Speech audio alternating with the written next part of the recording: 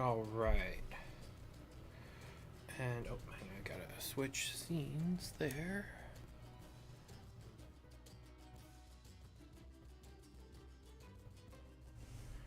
All right, there we go.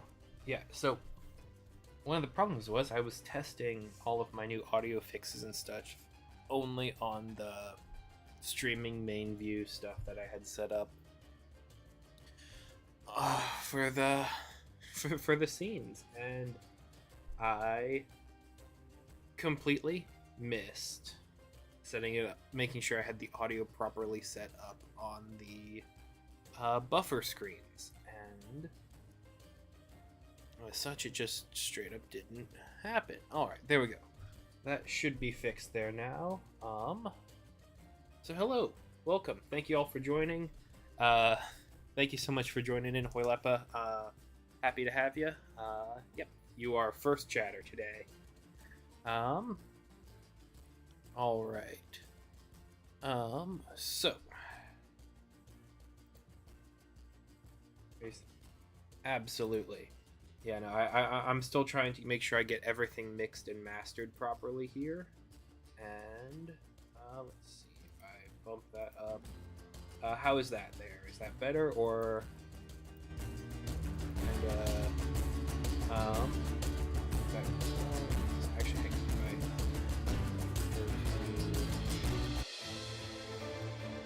if I set that a little more normal. That's too loud? Okay. Better. Let me know when it's good. I'll just kind of keep talking normally here. Okay, and so let's see if that's... it looks about the same on my side there. Maybe one here? Is that... That's good? Alright. Okay. Cool. Okay, so yeah, no, I was trying to get that matched up right in my... When I did that test stream, I think almost a week ago, unfortunately. But... Sweet. Okay, so... Plan for today is to discuss the elemental plane of Earth, or realm of primordial Earth, or whatever kind of we want to call it there. Those all kind of meaning the same things here. Last time I did a world building stream, we were talking about the elemental plane of water. Honestly, I think that was probably one of the better streams I've done. The stone lands, yes, absolutely.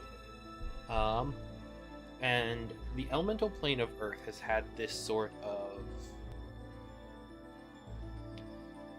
very interesting history in that it's not really that well defined as far as what all creatures are there, what all the nature of it is. So in a lot of preparation for this sort of stream, I've been looking through my old 2nd edition manual of the planes, looking at the 3rd edition stuff, 4th edition stuff, 5th edition, which is more kind of a retread of 3rd edition, but also looking to try and create something new, bring something new to the elemental planes that, you know, I want there to be something different in my game. I want my own design. I don't know, I'm kind of rambling there. But like, if we look back to 2nd edition, the realm of elemental Earth was very much just the stone lands. It was very much a world where everything was Earth, and it was just this place where there was like infinite gravity. You teleport there, and it's just kind of a mistake. You're trying to survive via moving with spellcraft at like speeds of 5 feet per turn, looking for little divots in the ground that you can roll into, or if you can move like a Zorn, you can use the Earth as a medium there. That said, the air is also Earth, and so it's hard to breathe, it's easy to suffocate, it's just kind of a trap, and it's kind of hell.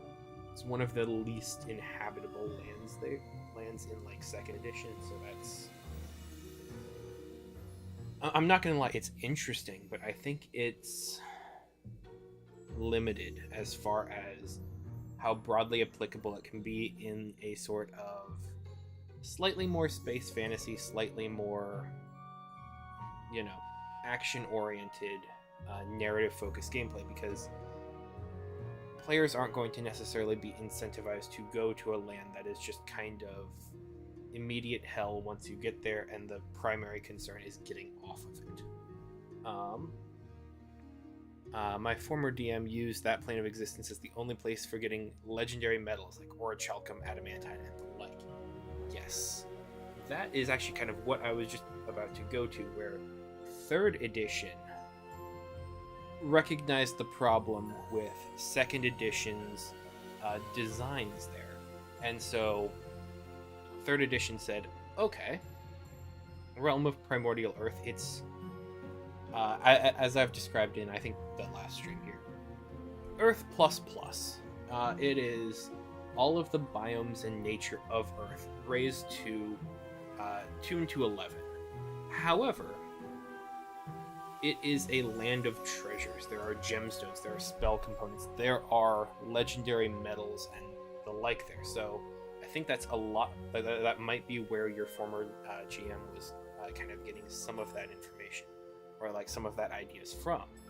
And so the danger of the elemental plane of Earth comes from the creatures that live there. And so it's dangerous animals, dangerous flora and fauna, and so it becomes this sort of survival mission to get in, get the resources that you need, and get out. And so I think that is a step up from 2nd edition, in that it gives you a reason to go there outside of it being an accident. 4th edition kind of did away with the elemental planes, and they just turned it into the realm of elemental chaos, which is this sort of primordial soup of annoyance, in that they were just combining everything together. And for as much as I like 4th edition, I'm not a huge fan of their world building. And so 5th edition is much more of a retread and a return to 3rd edition design philosophy, in that the elemental planes are, infinite water, infinite air, infinite earth, and the like. Not necessarily infinite, but an easy way to talk about it there. And so if I'm wanting to do this, if I'm wanting to create my own version of it, what all can we do? We could do something along the lines of, I believe it was a Matt Colville stream a while back, and talking about like different realms in his cosmology, where you have creatures like the Memenek in their core rulebook for Draw Steel, which are human beings with like flesh that are made of ceramics and synthetic what we would consider synthetic polymers, but they grow organically there. That is just kind of the nature of it. So we could have a world where metal is kind of the default, where there are these different metallic properties, where kind of like an Earth Ganassi, exactly, where let's say like you have a fern or a blade of grass there, and it grows out, but it has reflective properties and designs that are similar to bismuth. And so it's all of these crazy patterns that spiral outward from each other in these different fractal designs. And I think that that's very cool, and that is something that I want to explore. I was also talking with my girlfriend about ideas of like petrified forests or different environments on the land, on the plane of elemental earth, that have either been or become more earthen,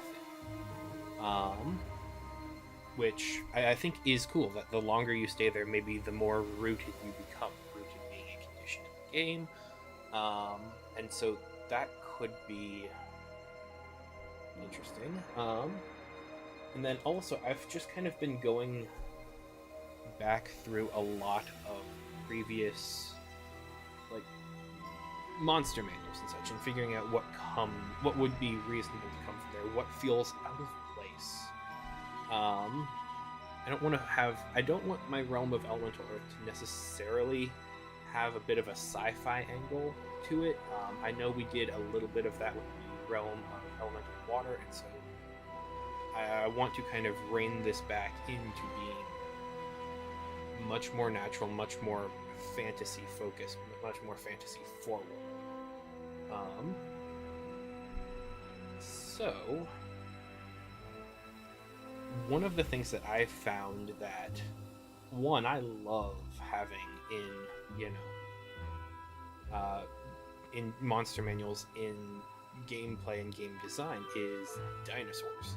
I was a dinosaur kid. I was also a space kid and train kid. Like I was a lot of things, but I was, for a good point of my life, a dinosaur kid. I've been a huge fan of dinosaurs. I love the Jurassic Park films, even some of the rougher ones.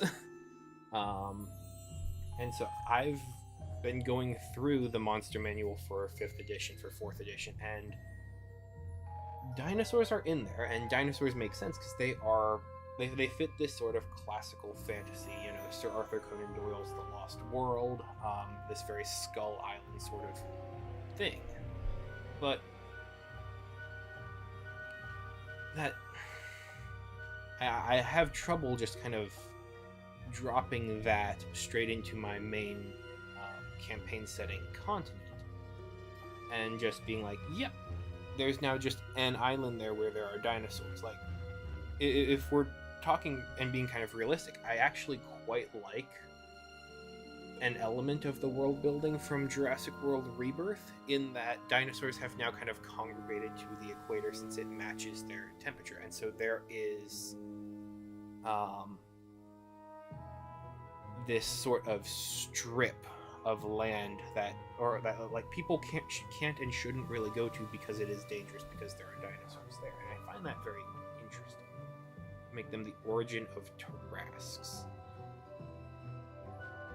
Yeah, I do think that a lot of the design of the Tarrasque and a lot of the design of dinosaurs is very much completely related to one another. Like there's a lot of similar visual elements and visual components there. And yeah, so yeah, different regions on different planets where there are more dinosaurs present. I think that's very interesting, and I do like it. But once again, it's getting to this sort of, there's this area in the world that time forgot, and there's also things like purple worms that could live there. Yep. Yeah, no, I you and I are on the same wavelength here, I think. Horlepa. So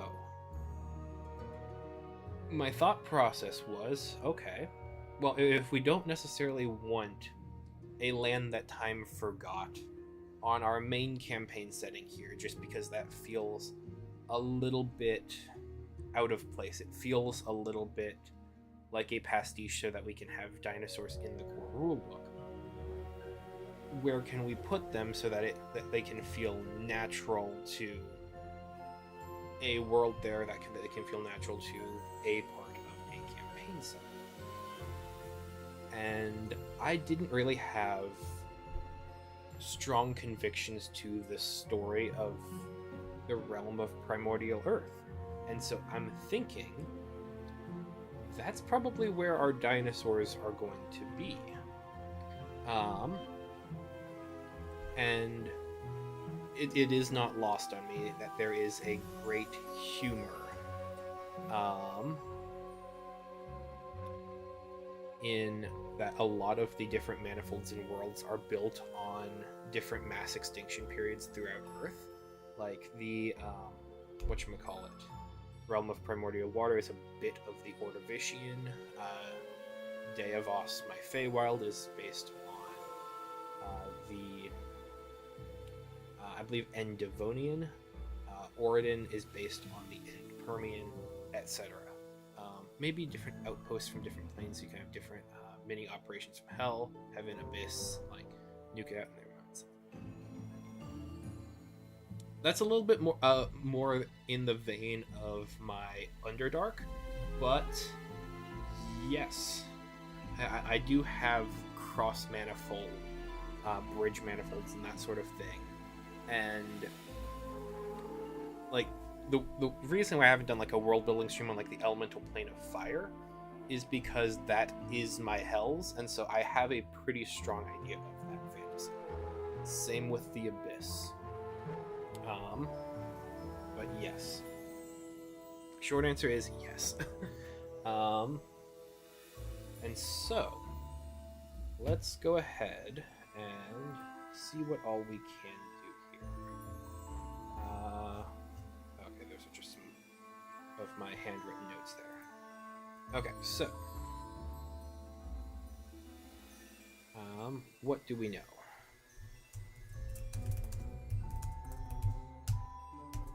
Let's see if I can make this a little bit bigger. That should be better.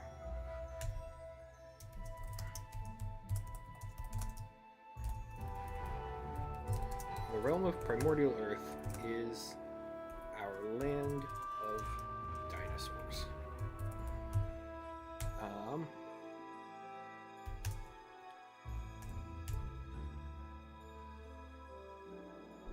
We want there to be many environmental hazards for players.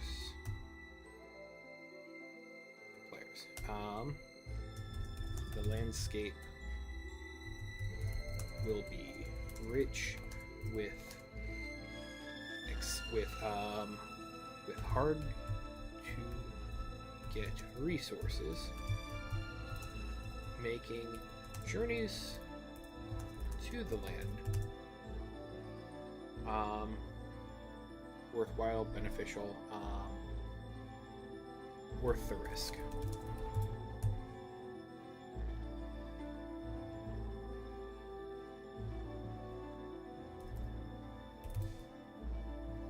Oh, did I actually just... Okay, feels wrong, but okay.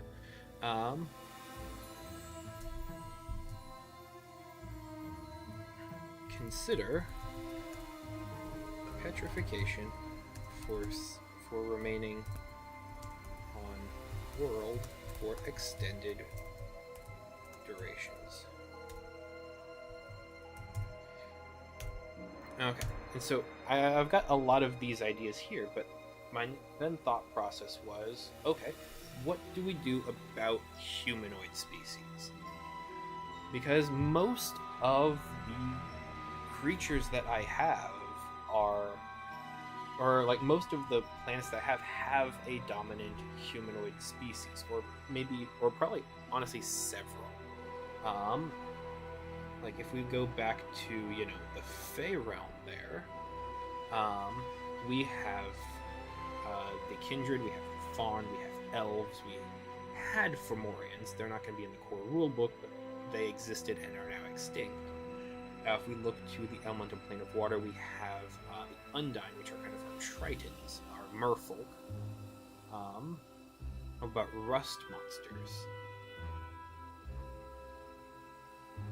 Perhaps. I do think that those are going to exist here in some capacity. So, based on our discussion points here, the easy thing I think could think about would be like some sort of humanoid dinosaur hybrid species, or some sort of reptilian, snake person, lizard folk sort of thing. I feel like that might be the easiest bridge, but a lot of that gets boiled into the Kindred, with just kind of cutting back on animal-human hybrid ancestries. We could do a humanoid thing here. Humans just would then exist in several areas. We could... It feels odd, but we could not do a humanoid species from this land and just kind of have it be a savage wilderness. Elementals have elementals. Elementals are definitely something that I want to have in each world here. But half what? Like that's the thing. Like, I do have a system for creating half ancestries, which I'm very proud of, and elementals are definitely a part of that. So yeah. But also my Ganassi just worse. Exactly. Kinda, yeah. So my thought process here is perhaps this land of primordial earth so difficult to survive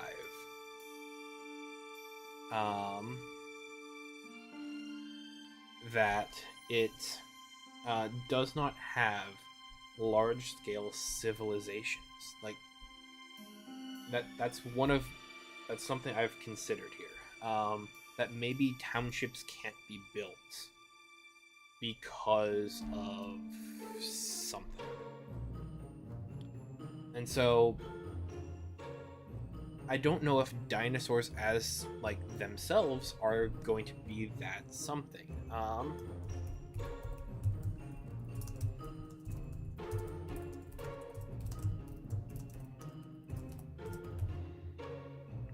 You could make a special druid circle just for this plane. Oh yeah, we absolutely will have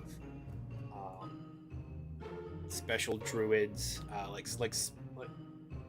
I think the core rulebook for both my setting and my game are going to have primarily ancestries and classes that are more or less universal. But I do already have plans for a follow-up book that are going to be a bit more specialized, where you're going to get probably a anointed class that is all about the aboleth, because that is kind of the dragon of the plane of elemental water. Actually, that gives me a great kind of way to segue into this. One of my core designs for a lot of my elemental worlds, for all of my worlds that are, that are not our prime material plane, is that I want them to have some form of dragon. Some sort of being or creature that has control and dominion and this sort of environmental effect on the land. And like if we look to the elemental plane of water, we have the aboleth. It is this multi-limbed, multifaceted creature that is the fused flesh of an entire space station that crashed eons and centuries ago, that has become this sort of great leviathan, and it has these red waves that curl around the surface of the waters and the surface of the planet, that infects others with its madness and with its nonsense there.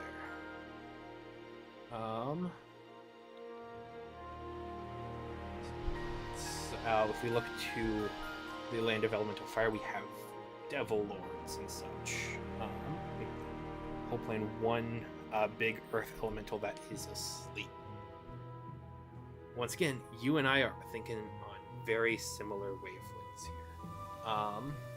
here. I've got to take a quick pause. I'm getting a couple messages that I need to respond to. I'll be back in like maybe a minute or so.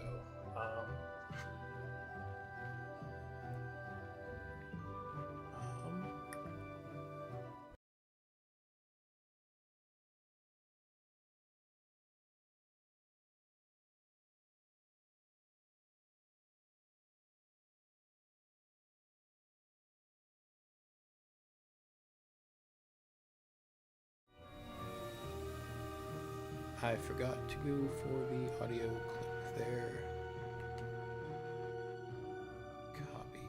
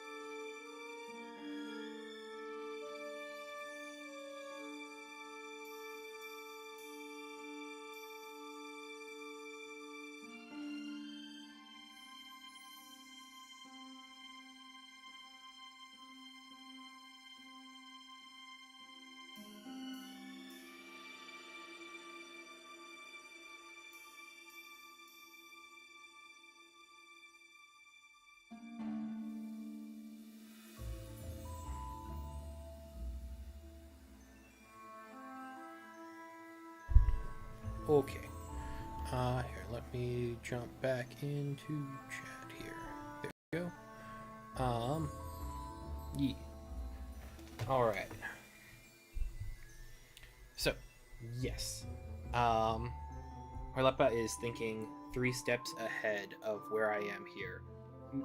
Make it insane, make the whole plane one just planetary big earth elemental that is asleep. I think that is very strong as far as an idea that I am considering. The first thing that I came up with here is, well, what sort of thing is going to be, driving a lot of the sorry, one last thing here.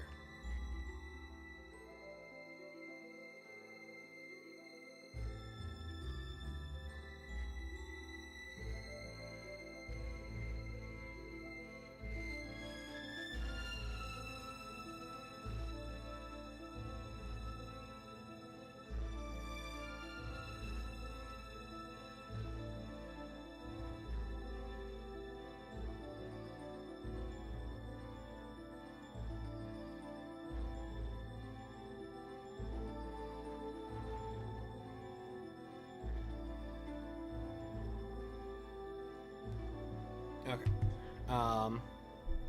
One of the first things that I landed on was kind of Titans and Megafauna. Now, once again, that's not a well that I want to continually go back to, since I did a lot with Leviathans on the elemental plane of water. But elemental plane of water, the kind of Titans and Leviathans there, they end up feeling a lot more like the kaiju of Pacific Rim rather than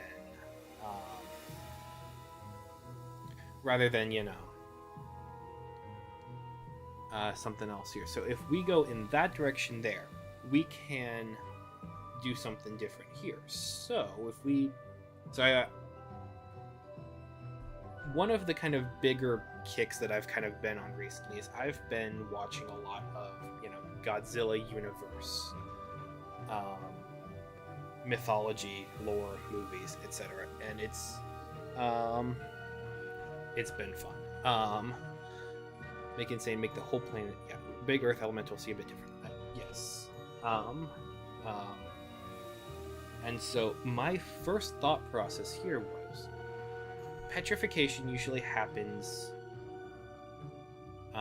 due to different breakdowns of and like different environments and such. But fantasy tropes exist here, and so we have creatures like Medusas that have stone sight and gaze, and so that's a good way to do petrification as well. Now, we were already kind of saying dinosaurs here, and so throwing Medusa into like a Medusa-like creature into the mix is a bit different. It's a bit much. But once again, we're looking for a titan here. We're looking for something that is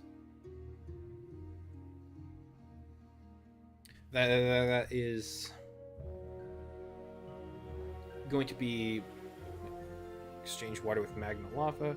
Places that have breathable space and caves created by trees literally absorb the earth around it.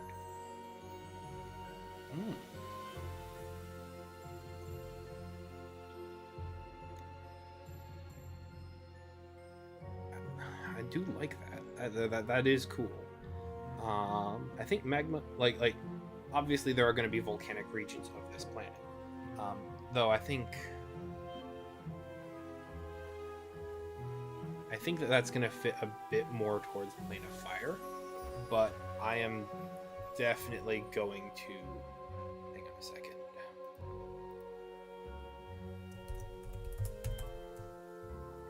Instead of leaves, they have 2 root parts. I mean, yeah. Okay.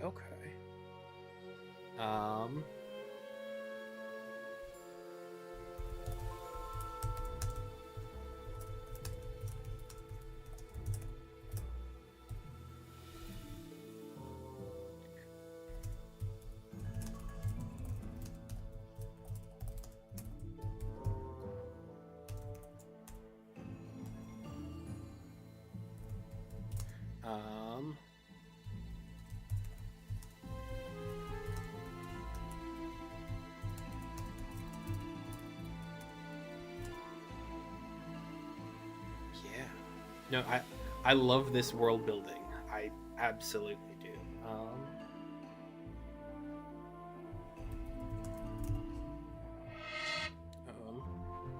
Oh my gosh,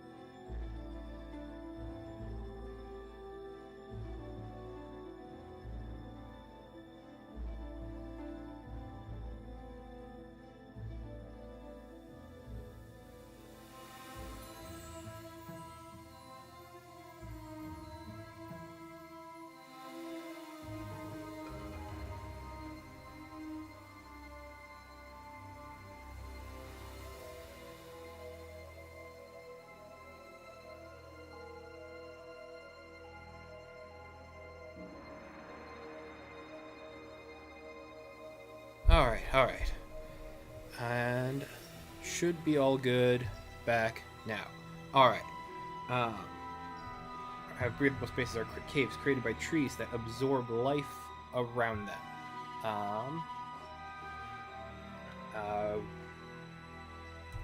Roots on both sides. One seems to be holding up the ceiling of the world.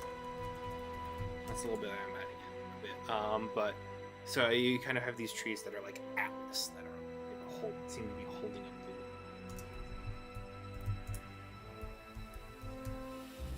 the world. Oh no, you already had that. One to the ceiling, one to the ground. Magma flows through the bark. Yeah, I adore that. I love that idea, and that is such a cool environment. However, I once again I think that I can use this best with the plane of elemental fire. So yeah. My thought process here is, yes, we have. I do think we're going to have either some sort of large elemental, either as the planet itself or buried within the planet that is just kind of sleeping in this world has grown around it.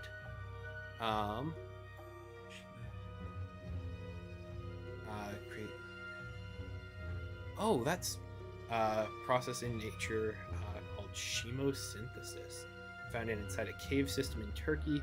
Cave plants literally create with sulfur and oxygen. Once again, I'm gonna just jump back right down there and make a note of that.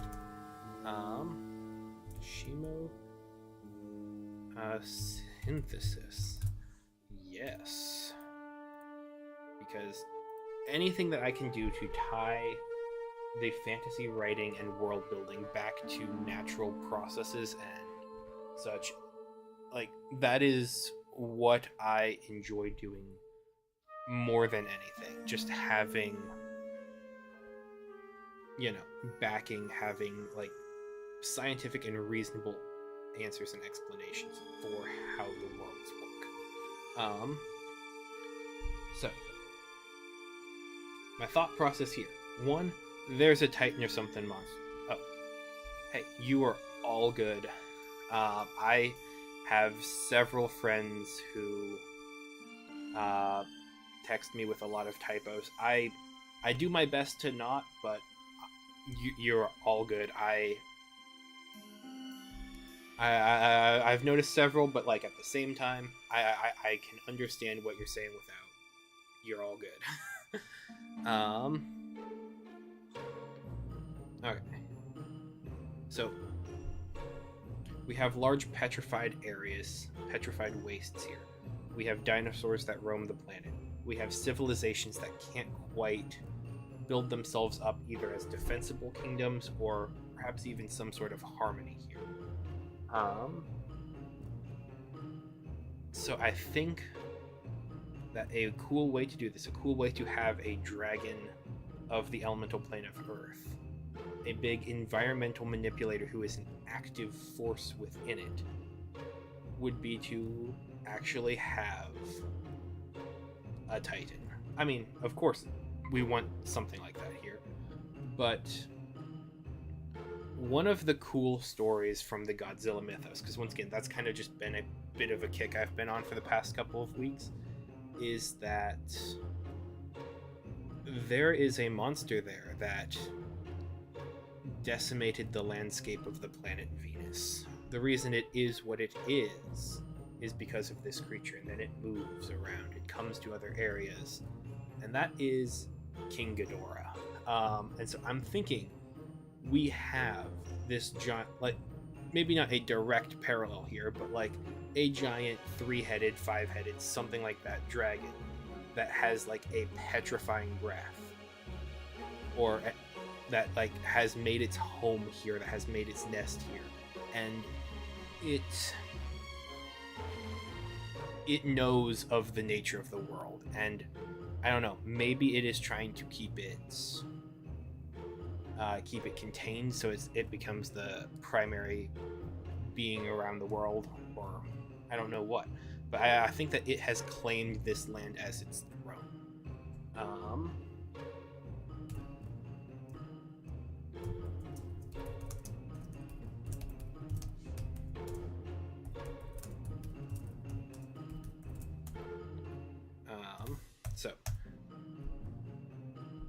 So we have dinosaurs that are around the land that are roaming in different areas that help to just kind of create the ecosystem here. These are the smaller environmental manipulators. We have a titan here who will wipe out different areas of the world if they rise up with enough power. Dimedron the Gem Dragon, origin of gemstones. I mean, Gemstone Dragon is very much what I was kind of going for here. Yes.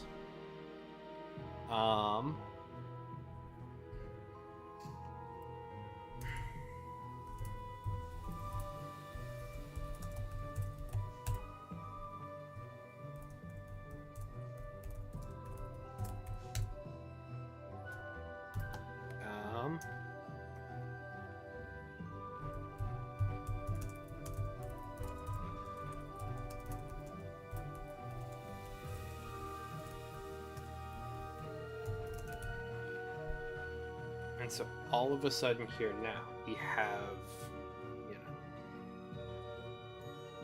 a large-scale environmental manipulator who is jealous, who is protective of their seat. And so if we have humanoid species here that are maybe dropped here, that are lost here from different missions, who find themselves on this land, they can survive for a bit. It's going to be a bit like the game planet from Predators, the third one. They can survive for a bit. They can maybe build communities with other disparate survivors, but if they build too big, if they present themselves as too much of a threat, they might provoke the ire, the attention of the planet's true king.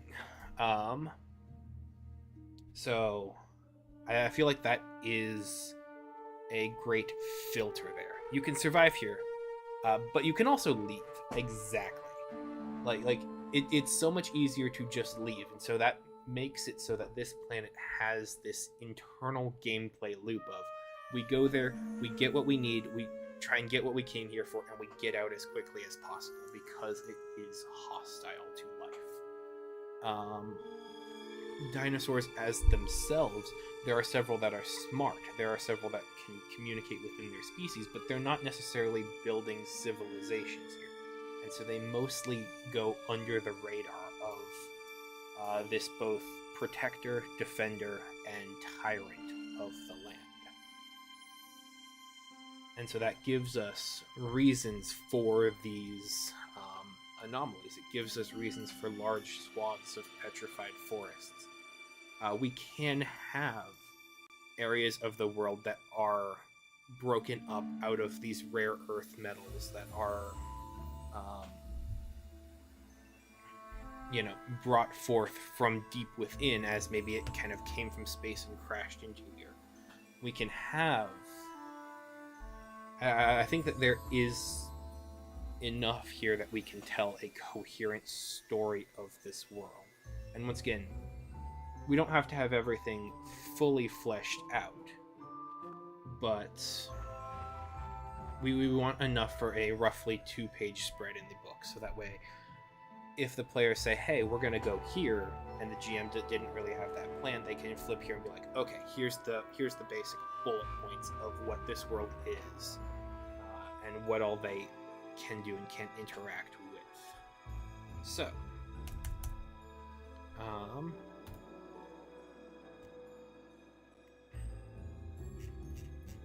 did I have... Okay.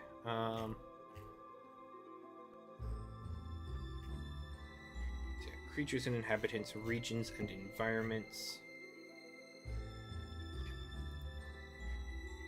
Wait, no. There we go. Creatures and inhabitants, regions and environments.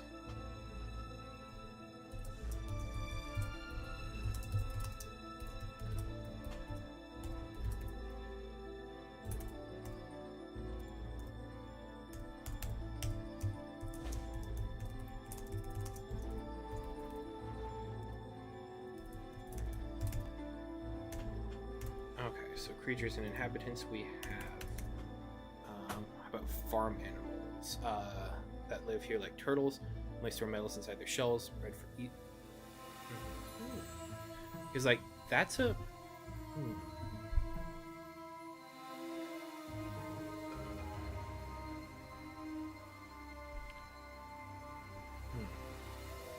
only store metals inside their shells. I do think that would be a sort of... That is a very interesting kind of natural adaptation, just kind of being able to store resources within oneself. Eat the ground around them. Easy access to shells. Shells would be a kind of defensive tool.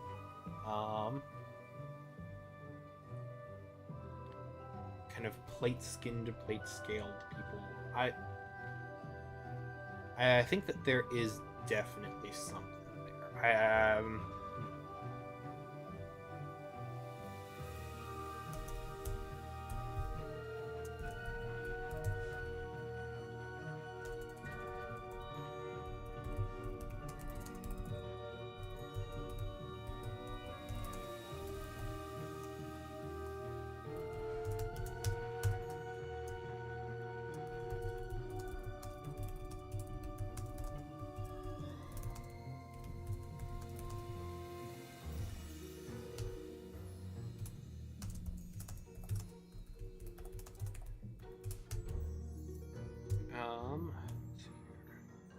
Metal ants. Ooh.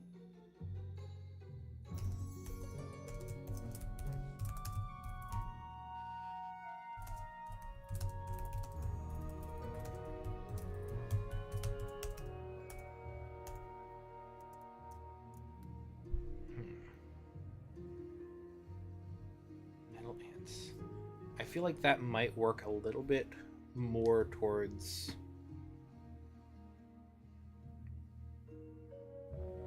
I mean, I don't know. I do like that idea. I just... Metal ants, metal insects.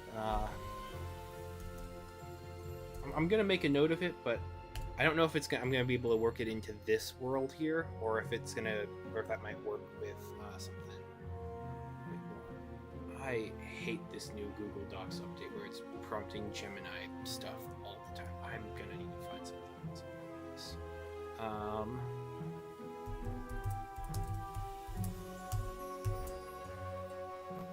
Okay. Creatures and inhabitants. So we have section 1 here. We have our intro. Section 1 here is going to be dinosaurs.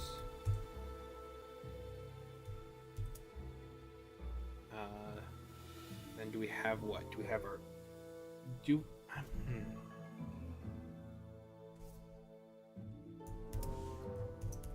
Survivors.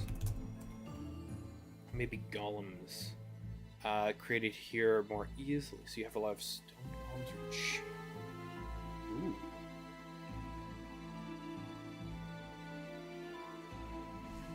Okay.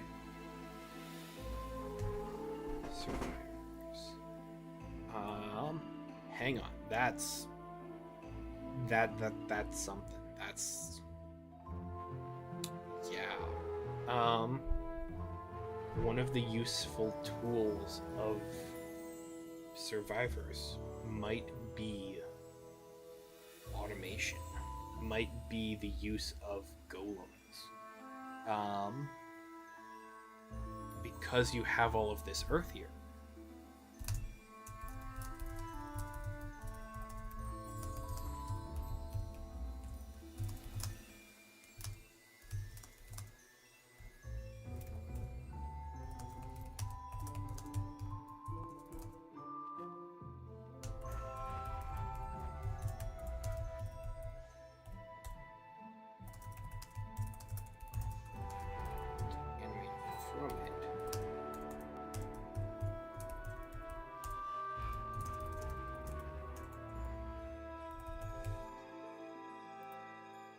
Hell yeah. Because, yes. Because that, like I was thinking here, because if we go to our core rulebook, what Golem is one of our ancestries here.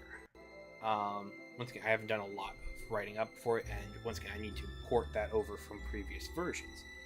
But having a species, well, having an area where a created species is much more viable is so much more interesting than just having another prime material plane species. So of course there are golems in the prime material plane. It's the prime material plane. People are going to be interested in creating these these creatures to assist in magic, but having golems as this sort of primal defender on a world that is on a hostile world, a world where failure turns you to stone. These don't care about that because they are stone. They are golems. Stone Warforge, absolutely. Like, this is the way to push back.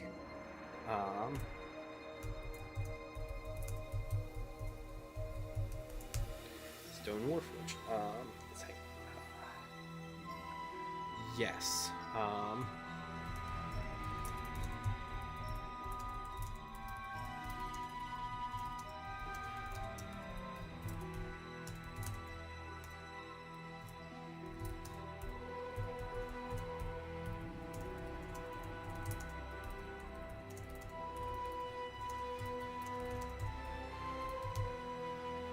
Hell yeah. And so, like, then we have ideas of, well, what? Golem intelligence, golem freedom, like, of thought, of independence, of autonomy. One of the considerations earlier on for this land was, like, how do... Because I've been trying to come at this for so long, with so many different angles here. I was thinking about, well, okay, do we have civilizations here of people? And one of my earlier drafts of this world was like, okay, maybe some, yeah. I didn't know what people were there, and I was going through all sorts of different media that I've enjoyed that had dinosaurs in it, and like I was like, well, we have things like Dinotopia, where there is this sort of utopian society where humans and dinosaurs coexist with one another. I'm like, okay, but how do we break communication barriers? How do we break some of those ideas? And I don't want there to necessarily be an uplift device, but a communication device, maybe even brought about by the tyrant. That could work, but it still felt very antithetical to the "this is a dangerous world" sort of thing to have these utopian communities. And so, like, is this a post society where there once was this piece and the piece is broken? Yeah, I still feel like that is defanging one of the primary kind of major threats of here. Not that that isn't a good story to tell or a great environment or something that we can talk about going forward, but I didn't think that it was the right way to do that here.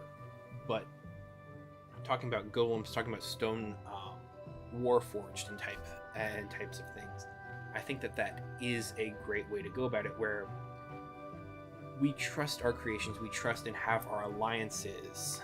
How goes the construction work? Construction work goes great. We are Hoilepa is a wonderful sounding board here, and we are bouncing ideas back and forth, and we have a really cool idea for how this realm of primordial earth goes. I feel I'm feeling the energy kind of re-enter, kind of. I'm just ready to go. Like, I feel great. Everything's going great. And so we have this sort of... We have a limited species of humans here, humans that are fallible, humans that will die, but the kind of main architects of this world then would be the golems and such that the people created to help them to survive, either forming some societies of their own or kind of existing. Yes, oh my gosh, yes, so much yes.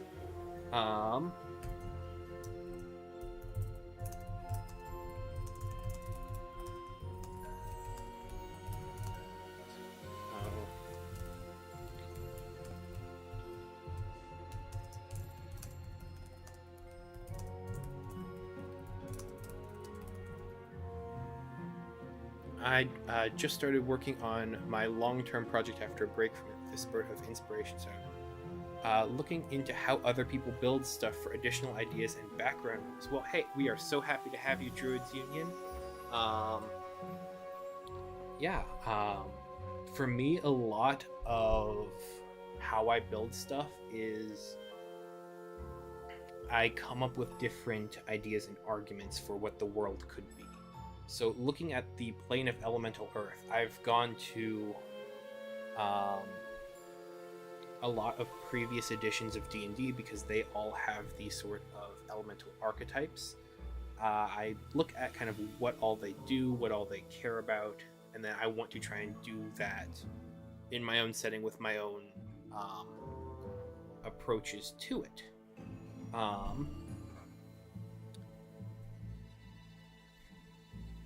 And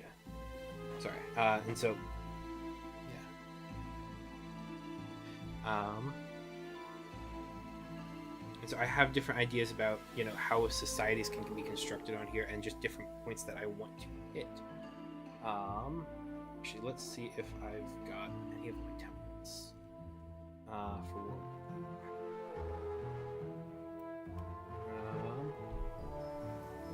world. We'll kind of go through here. Okay, so survivors. Humans can live and die, but their golems will continue onward. Golems have become, while still rare, due to the time and manual nature needed to animate them through Arcana. Golems have become one of the primary environmental manipulator species on the realm.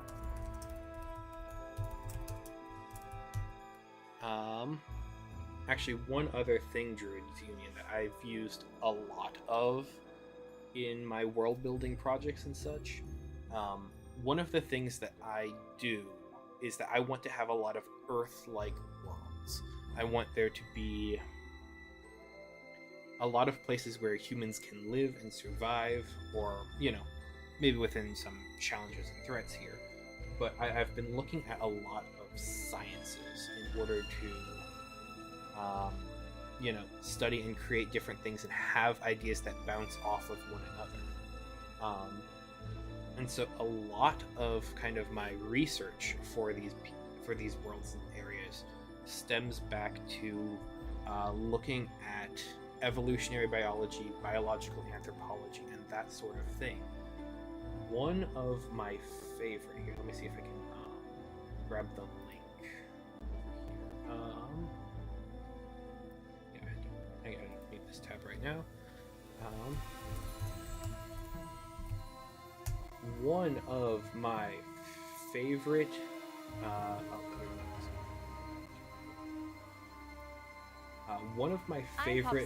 tools for world building is a video from the YouTube channel Gutsick Gibbon, where our presenter is talking about patterns in nature, and so the history of mass extinction events on Earth. And so with that comes several ideas for Earth-like environments, several potential ends and cataclysms, and we can see how all of these different pieces interact with one another. Here, let me go ahead and get that link copied into chat here. Just because I adore that style of world building. Alright, I don't have the trackers on there, that's good. But yeah. So my thought process there is I've got this is a very simplified version. World is mostly a desert because the god of water was effectively killed off by the other gods after trying to wipe out humanity 5.2 thousand years ago. I mean, yeah. That's a really cool idea. I want to know why the god of water was viewed as a threat here, but like, yeah. Like, there's a part of me that, because of like looking out at Earth and how many different biomes there are, I want to avoid the Star Warsian style of world building where you just have the one planet that is a mono biome. Like, you have the planet that is all ice or something like that. But a world where like the god of water was effectively killed off, it would leave most of the rest of the world to be deserted. So you can have different regions of desert, different types of desert. But then you also have the narrative and the world building sort of responsibility of saying, why was the god of water killed on your world? You can have discussions about how the different populations who might eke out a living on this world try to survive, what all evolutionary adaptations they have. I mean, without water, you're going to have something more like camels, where there's going to be a lot of water retention. If you look to other pieces of like popular culture and sci-fi media that works with desert worlds like Dune on Arrakis, you have the people who survive there making still suits that almost completely recycle the body's moisture so that they can, continue living, because humans, or even humanoid aliens as they technically are in that series, require a substantial amount of water. You can have water kind of being treated as this almost religious artifact like the Fremen do. I feel like that's a very, like, the god of water was effectively killed off by the other gods after trying to wipe out humanity. Cool. And so how are they either going to try and promote the survival of humanity? Like, the reason the gods don't walk in the mortal realm is because of the rise of the god of bureaucracy. Now, for every second in the mortal world, the gods must fill out an ungodly amount of paperwork. For the last 300 years, the god of war fills out the papers to kill the god of bureaucracy. That's so funny. That is so funny. I quite like that. But like, yeah, like I love world building. I love seeing like Horlepa. That has a very kind of Terry Gilliam-esque design to it. Like, if you go back to like thinking about Brazil and the 89B/6, I believe it is, form that you have to fill out and everything, and just utter absurdity of the bureaucracy, and just, I love it. There's almost tiered jungle areas that mark underground reservoirs where most of the population centers around using big pumps back from the golden age of humanity, so there are still remnants of their power. Just hell yes. Hell yeah. Like, the god of water was killed by the other gods for trying to, wipe out humanity. Like finding out different avenues and figuring out how the different ramifications are there, how the different pockets of people can survive. Like, that's what makes a really cool world. And I think you're on a very good track there. All right.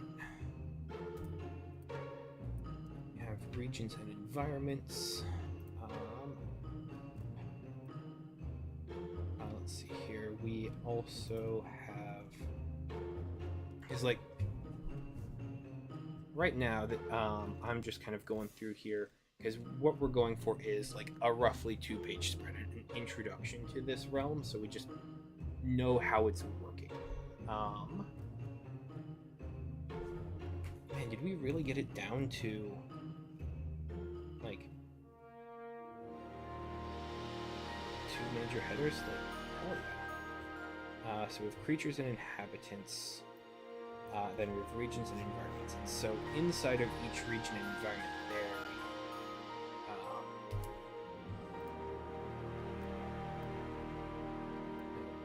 piss off, Gemini. I don't want any of your AI bullshit. So inside of each region and environment here, we can have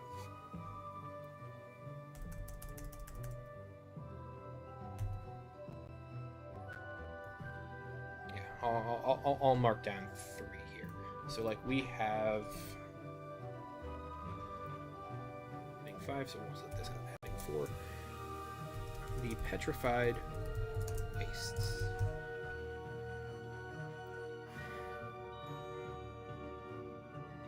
We will have undeniably a jungle region.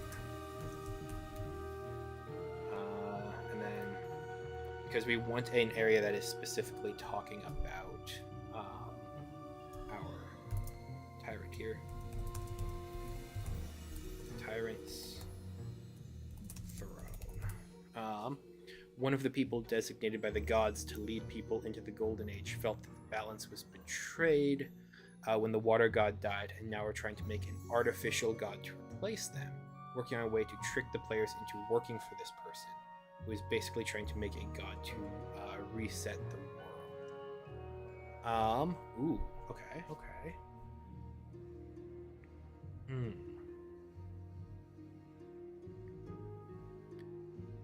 All right. I feel like you've got this very great kind of moral complication, because like, what are you talking about? I want to restore the world. I want to bring water back. Why do but the phrasing here, my initial thing is like, hey, maybe this is something we should be suspicious of. And just because making an artificial god sounds like, I mean, it sounds like classic villain behavior. But like, I feel like that's a very good idea, just having this sort of connection to the players, so that there's like, hey, we want you to disrupt the status quo of the world. And so here is someone who is trying to do that. Do you want to work with them, or maybe do you have a better plan to bring back here? Is that going to cause your alliance to butt heads? What have you? I am here for it. Like, there is... I mean... I always have to preface this, but, like, I love Dark Sun as a campaign setting. Now, sure, Dark Sun as a campaign setting itself is this rather harsh world. It has a lot of the evils that humanity has done just as very commonplace within it, and so therefore it kind of becomes a little bit more difficult to talk about, because there's a lot of slavery, there's a lot of sexism, there's a lot of that kind of just baked in as normal to this world. But the argument of Dark Sun is trying to figure out how far you can push players and they still want to be heroes. They're presented with all of the evils of this world, and they're constantly arguing, are you going to fight back against this? Are you going to do that? And so one of the core elements of that world is defiling or preserving. So you can preserve the old world, you can build back up, you can fight for the green that has been washed away with the sands of defiling. These wizards who will, steal from the earth, who steal time from the land, who steal life from everyone around it, and have driven the world into this sort of barren wasteland, ecosystem. And so that is kind of the outward sign of their corruption. It is a dark world under, you know, a dying sun, like, where the absolute worst of humanity has earned power and reigns over everybody. And the heroes are people who are fighting back against it, and so, and or maybe being corrupted or lost in the way. And so it is this endless kind of brutal campaign structure. But it sounds like you've got something kind of going there, where you have these other factions in the world who are looking to push back against the gods of your setting. Immediately, I'm thinking of sort of kind of the Exandrian sort of argument, where the gods ended up behind the divine barrier because they were meddling so much in the affairs of mortals. And I feel like that might be a path forward, where you have,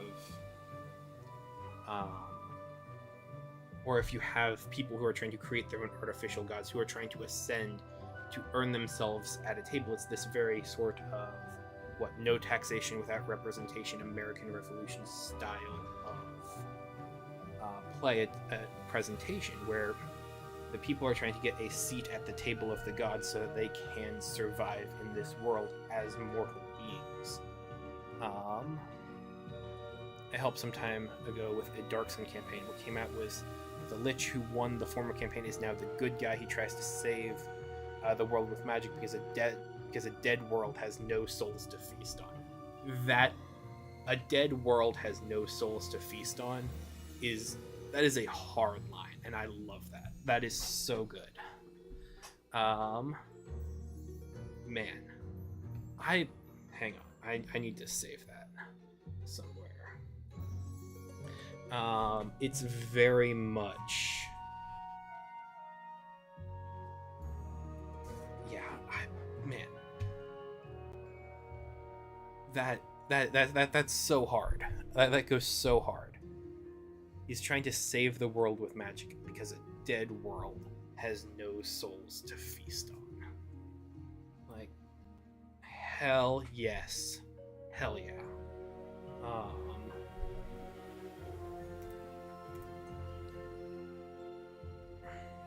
That is so metal.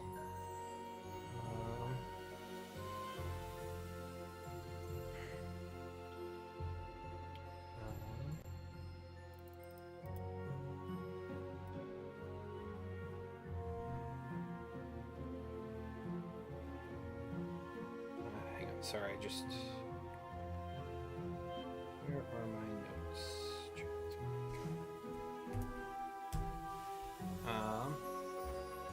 Okay. So, rotating back in. So creatures and inhabitants. We have dinosaurs. How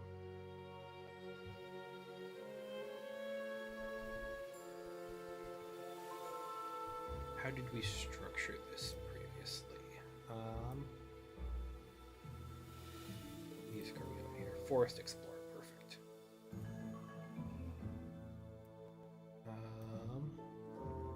Really like that. I adore that. That is some great world building. I love villains who have, you know, a strong kind of reason, a strong purpose. I love writing that, you know, tells you everything you need to know about who that character is. I think it's the first Guardians of the Galaxy movie, where, like, the question of, why do you want to save this world? Because I'm one of the idiots who lives in it. That tells you everything you need to know about Chris Pratt's character, Star-Lord. Like, he's rather selfish, he's doing this for himself, but he's willing to do something good because it's going to benefit him in the long run. And, like, morally ambiguous character, but, like, it tells you everything about him in a very succinct way. And I feel like that's the same kind of line. I'm going to save this world because it's going to benefit me.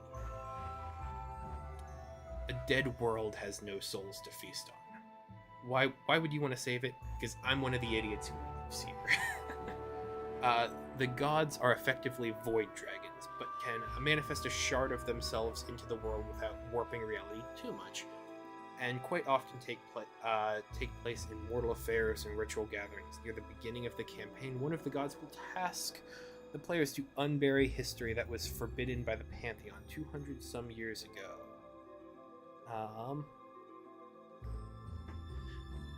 Alright.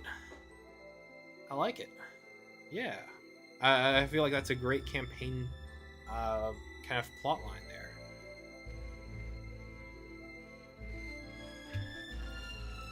Okay, so if we jump around here.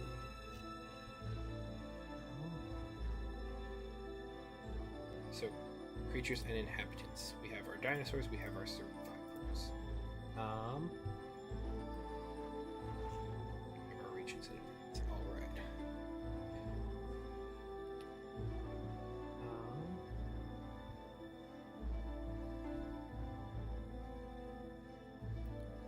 Okay, so.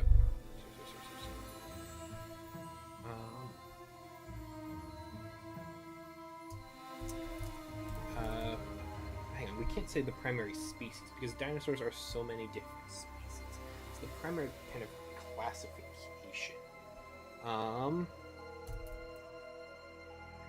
So what do we say? The primary.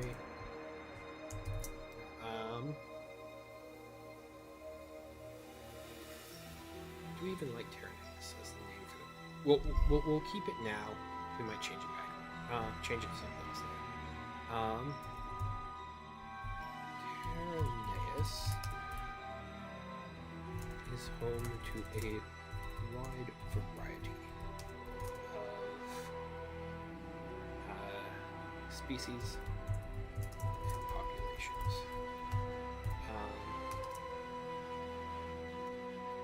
Foremost among them are large terrestrial soaring creatures.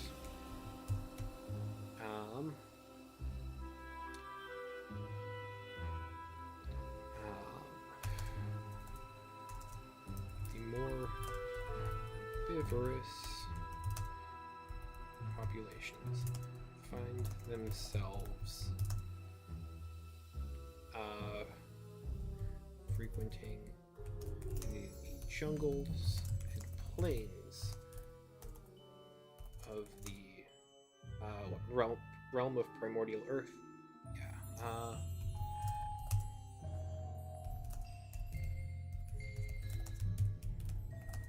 While the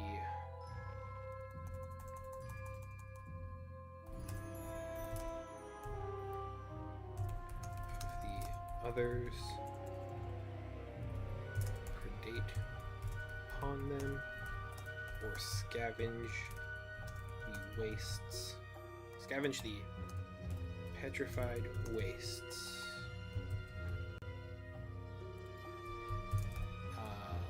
He's basically an anti-villain. He does the wrong things for the right reason. Yeah, absolutely. Created by the...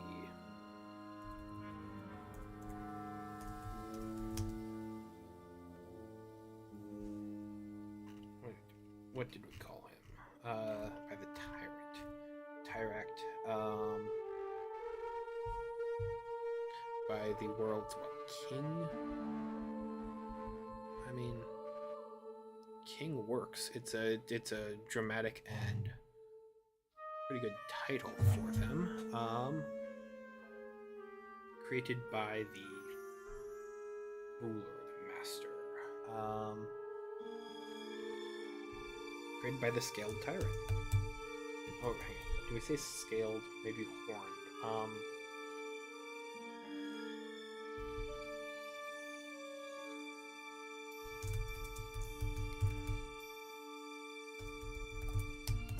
We'll just come back to it. It's like I want this being to have some sort of cool title. Like the horned serpent, or the scaled tyrant, something along those lines. That the adjective noun that sounds badass.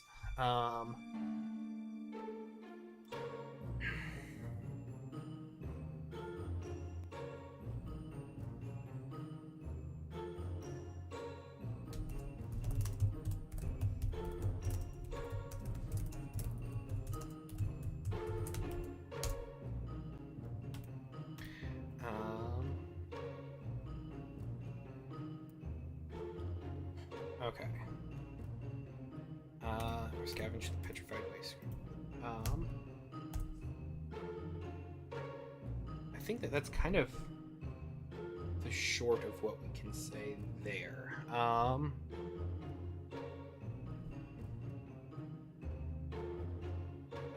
Okay.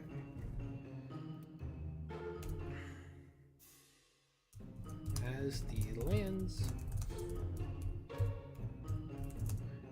of Terranaeus are home to a rich supply of minerals and materials, rare to the other realms.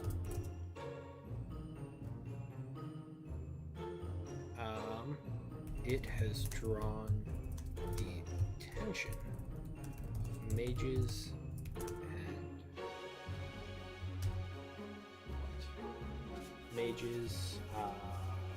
we need at least a rule or two here, at least a parent, or if not rule, strong attention of mages, innovators, mages inventors, mages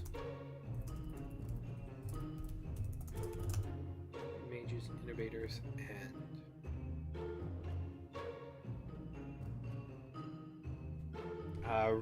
just people who want resources of the world. Extractors, harvesters,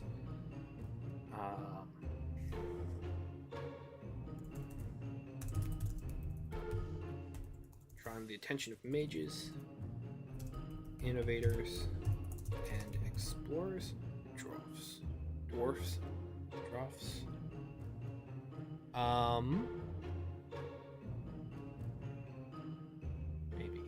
Maybe. And explorers. Pay attention. Interested in claiming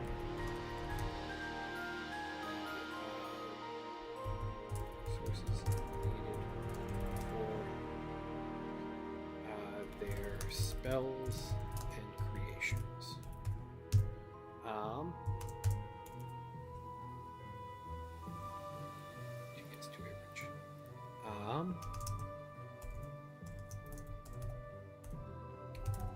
On many occasions, these adventurers found themselves trapped and forgotten upon the surface of Terranaeus.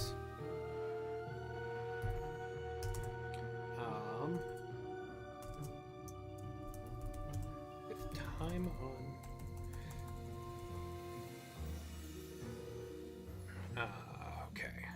Okay.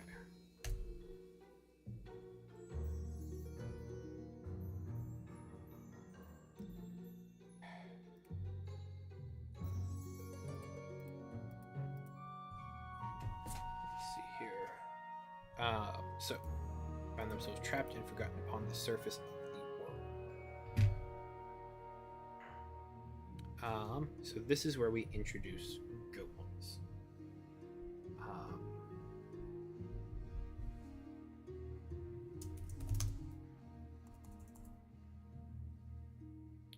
In order to survive the harsh landscape and fight back against the creatures interested in consuming them.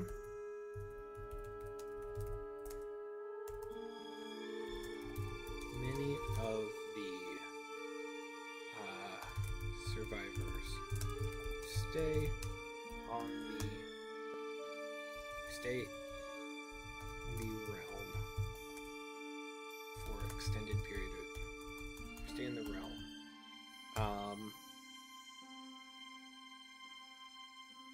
Have turned to constructing golems to assist their survival. A process made easier due to the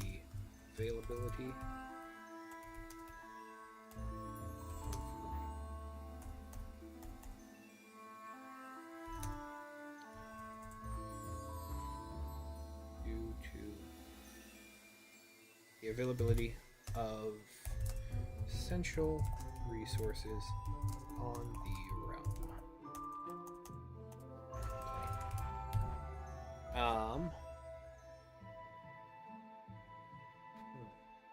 Okay, so here, let's read back here. As the lands of Terranaeus are home to a rich supply of minerals and materials rare to the other realms, it has drawn the attention of mages, innovators, and explorers interested in claiming the resources needed for their spells and creations. On many occasions, these adventurers have found themselves trapped and forgotten upon the surface of Terranaeus. In order to survive the harsh landscape and fight back against the creatures interested in consuming them, many of the survivors who stay on the realm have turned to constructing golems to assist their survival. The process made easier due to the availability of essential materials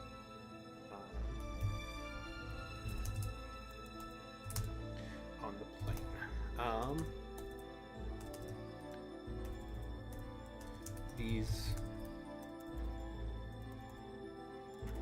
So we've got golems now. So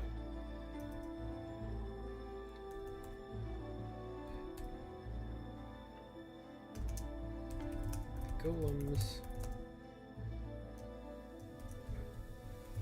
Yes. Are they?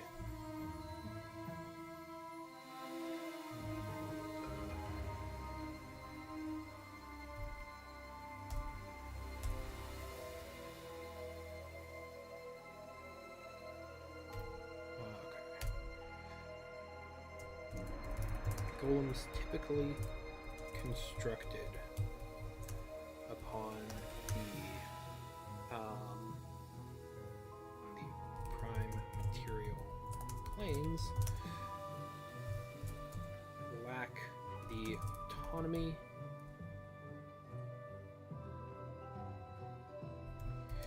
and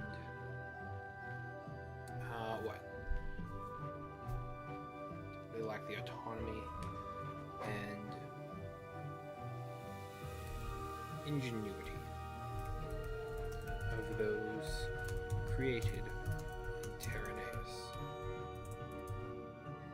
as these traits were considered imperative to the mages, to the adventurers creating them. Here. I've got to be right back. I've got to. I'm gonna need to take a quick break. Give me a second.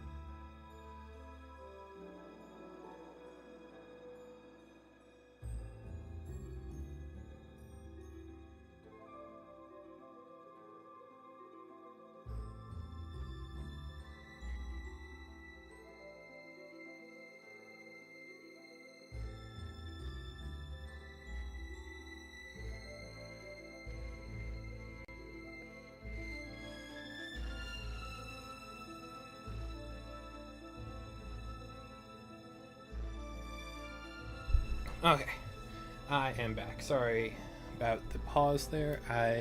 My girlfriend was just getting back home, and I wanted to step aside and say hi. All right. Yeah. Okay, so we have goals. Create imperative to the just creating them to aid in survival. These traits similarly helped golems continue to survive on their own, both after the expiration of their creators and in the face of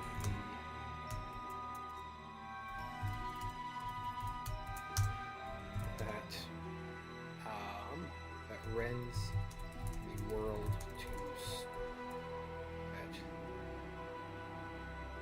occasionally rends the world to stone. Okay. Golems typically construct lack autonomy, ingenuity of those Terranaeus, as these traits are, present tense, considered imperative to the adventurers, creating them to aid in survival. These traits similarly have helped the golems continue to survive on their own and build community with one another, both after the expiration of their creators and in the face of the tyrant that occasionally rends the world to stone. Yes. Okay. Sweet. So we've got our species. We've got our humanoid creature. We've got our dinosaurs. Let's see if we can say a bit more about them.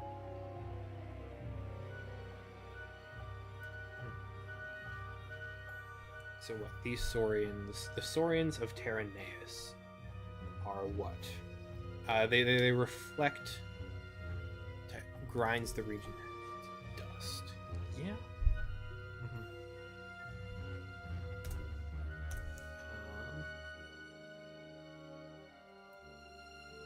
Yes. Yeah. While clever, they're own right. The saurians, Terranaeus,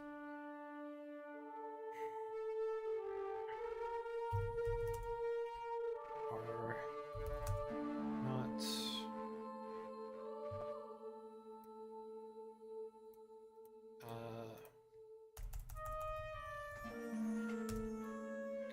exist beneath the eye of the tyrant, as they not civilizations that could meaningfully oppose its rule.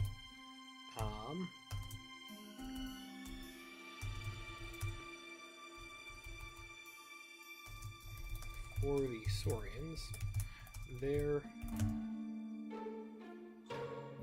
you have to, so you can have a dust sea where beings repopulate after destruction.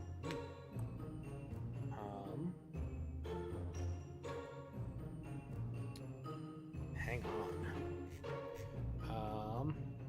Petrified waste here. Making note here.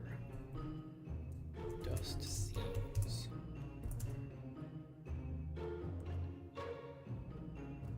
Lands where former life has been turned to stone and eroded or rent into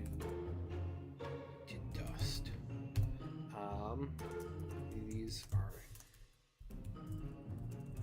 hallowed places for mortal beings, where where the remains of thousands of adventurers might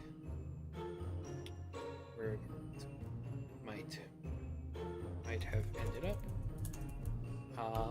These areas might also hold some sort of religious position within the minds of the golems of Terranaeus as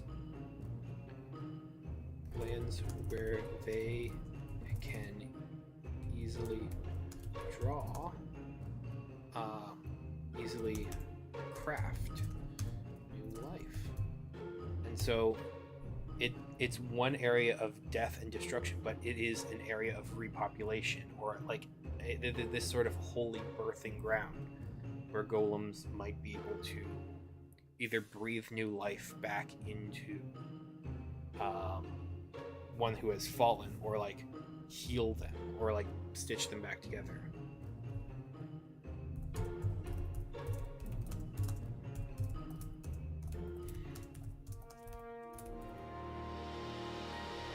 Stitching a fallen going back together, or easily creating.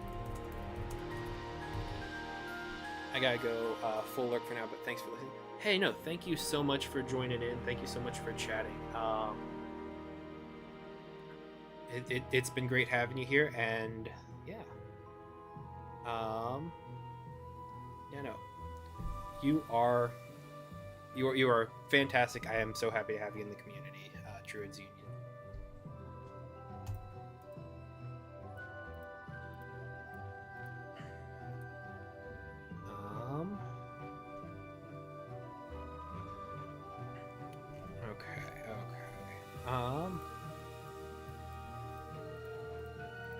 For the Saurians, their day-to-day lives primarily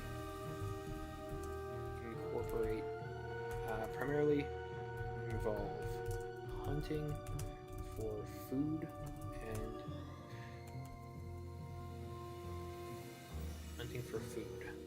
hunting for ways to what?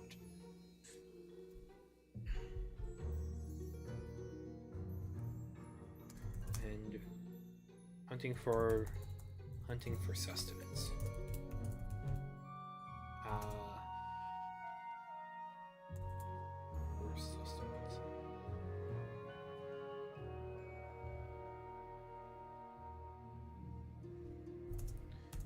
To provide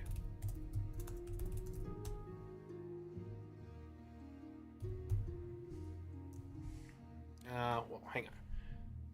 How do we phrase this? What is the best way to approach this? Because like we look to the dinosaurs of our time. We have things like the T-Rex. We have, which was primarily a scavenger, looking for other fallen dinosaurs. We have things like Utah Raptor, which is the sort of base that we have for like velociraptors that everyone loves a velociraptor, but like they were really about the size of chickens and much less Jurassic Park. We have things like Troodons. We have, of course, the herbivore dinosaurs. We've got Stegosaurs. We've got Triceratopses. We've got Ankylosauruses. We've got all of those kinds. We've also got the long necks, the Brachiosaurs, the Apatosaurs, the Bronchiosaurs. I'm pretty sure one of those wasn't actually real, but so like, how do we can't really build community here because they didn't have the higher brain function for language. They just mostly lived. hunting for sustenance and safety.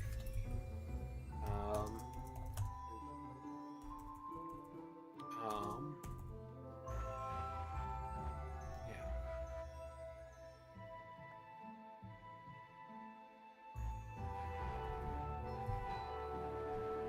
Safety.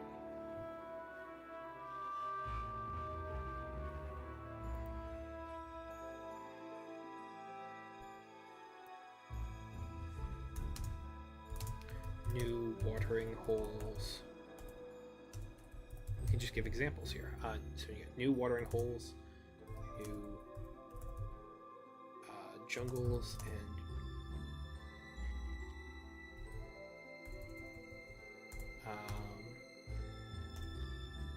new jungles with leaves. No, we don't. No, hang on, let's pull back from the leaves with foliage to consume. New jungles and foliage.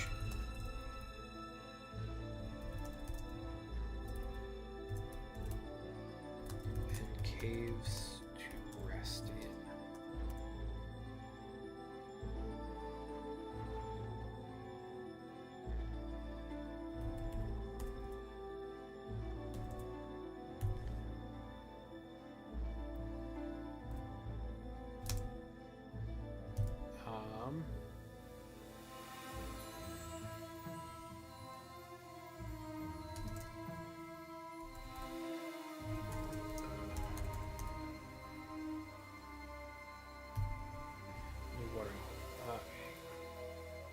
Because sustenance and safety is applicable to both the herbivorous and the carnivorous, whereas these examples here, watering holes, jungles and foliage, and caves to rest in, that primarily is leading towards more of the herbivorous side of things. So let's draw back, recontextualize this. And see if we can create something that is a little bit more universal.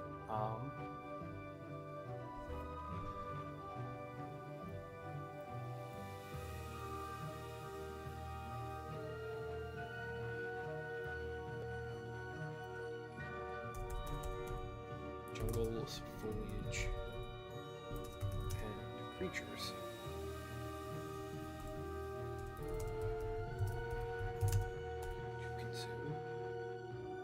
Since we're actually doing lists within lists here, we can use and caves to rest in. We can use semicolons there. Okay.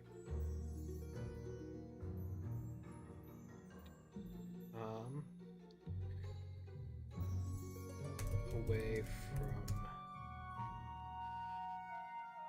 predators.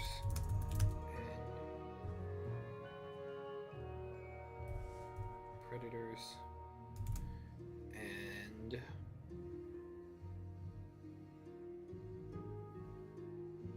conniving survivors,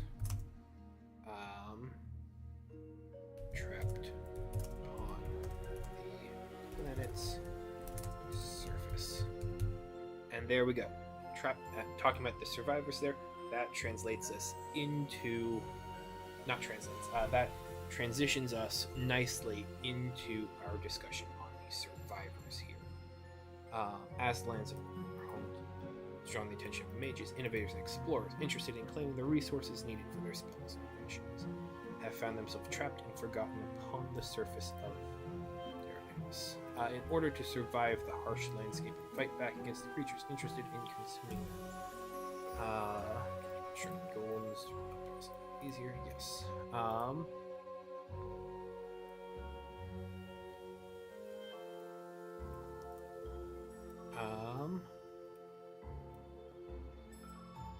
This doesn't necessarily need to be its own paragraph. That feels long.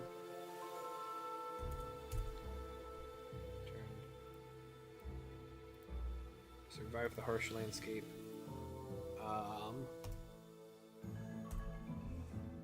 Wait. We don't need the comma there.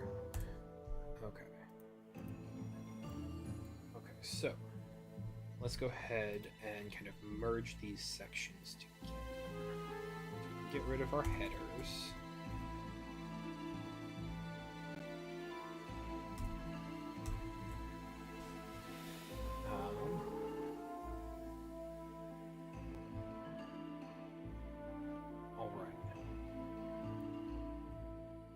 So now we can go into the regions and environment sections here. So we've got petrified wastes, where we can talk about the seas of dust.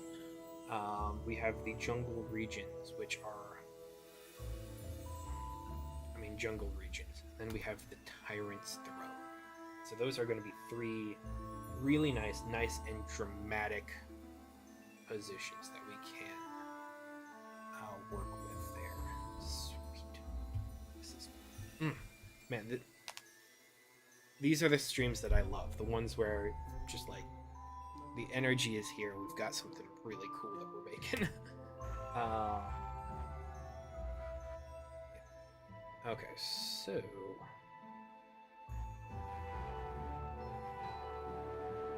all right.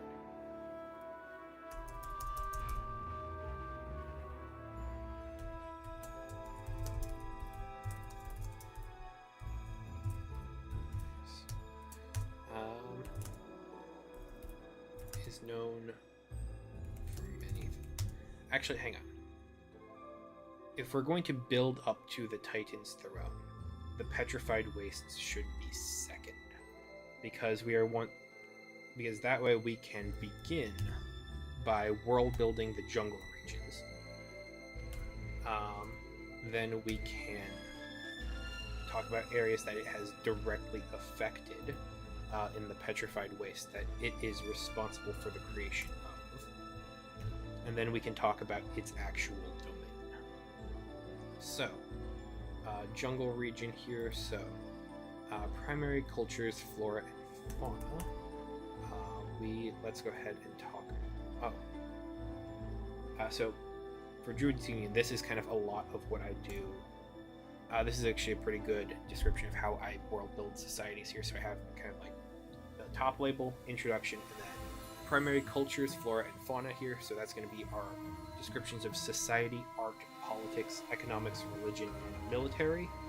The notable features and locations. So these are going to be natural areas. So our mountain ranges, our rivers, our oceans, our valleys, our watering holes, our ponds, anywhere that people are going to come to and gather for necessary resources and such. Then things to do and plot hooks. So actionable content, things that are going to affect the commoners' lives. Is there a region in this area where just skeletons rise up out of the ground? Or like is there a pet cemetery sort of thing for if you're familiar with Stephen King and his stuff? Where things are going to come back to life, things that players can engage with that are going to, that you can write an adventure around. Then finally, I just have myths about the area, just stories, local legends, things that, where's there? A place that is constantly struck by lightning. Exactly. Just like, what's going on there? But also just so that players can have like that in mind of like, hey, if we need something struck by lightning, we can bring it here. Like, we can bring a tree here, have it struck by lightning, and now we can cast the spell Witch Bolt. Because as far as material components for the spell, like, I love that stuff. Where it's like, you've got this charred piece of wood from a tree that's struck by lightning, and now you can have the lightning spell that zaps around. Good stuff. You're gonna have a lot of that in the game. But yeah, you can have your brochure about the clock tower from Back to the Future saying, who knows when lightning is gonna strike? 10:04 p.m. clock tower on this night. Bolt of lightning is gonna hit, and that's how we're gonna send you back to the future. But just interesting things that players can either take note of as far as a resource, or just as far as what could prompt an adventure. So for our jungle environment here, we've got primary cultures, flora and fauna. So these are going to be a lot of dinosaurs. Dinosaurs live here. I mean, dinosaurs are going to live everywhere, so that's going to become a kind of very common thing.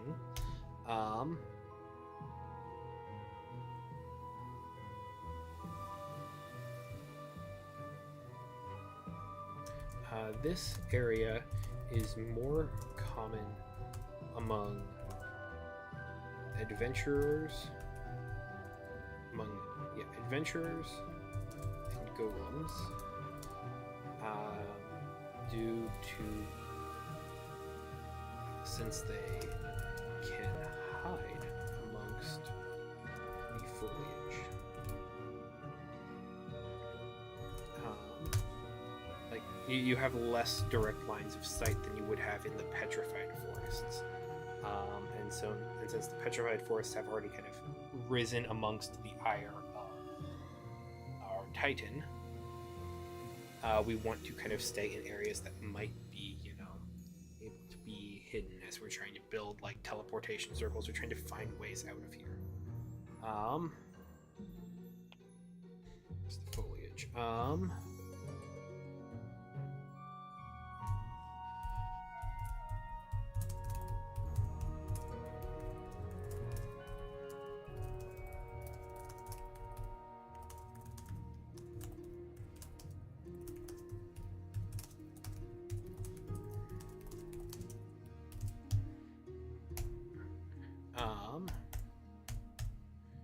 So that's society.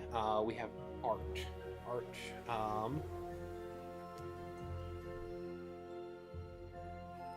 Short answer here is, I mean, the kind of simple answer is, like, we could always do something tribal. We could do like a Skull Island. Like, I think a lot of what we are building here is kind of a version of Skull Island. We could do something like the Four Claimers from the Dingo Doodles campaign there, which I think works very well with our idea of how golems are going to work as a primary actor and species upon this planet. We could what?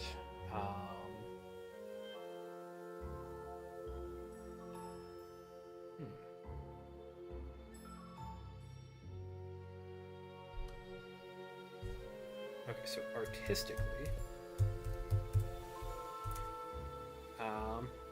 giant rib cage that creates a canyon.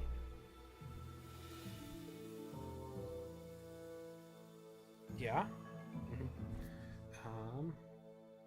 Wait, we could hang on. Hobo symbols. I mean, Dale Kingsmill's video on Thieves' Cant is kind of foundational to how I consider Thieves' Cant in campaigns now, where you have these communicative symbols that will let other people and travelers know about safety and such. And so,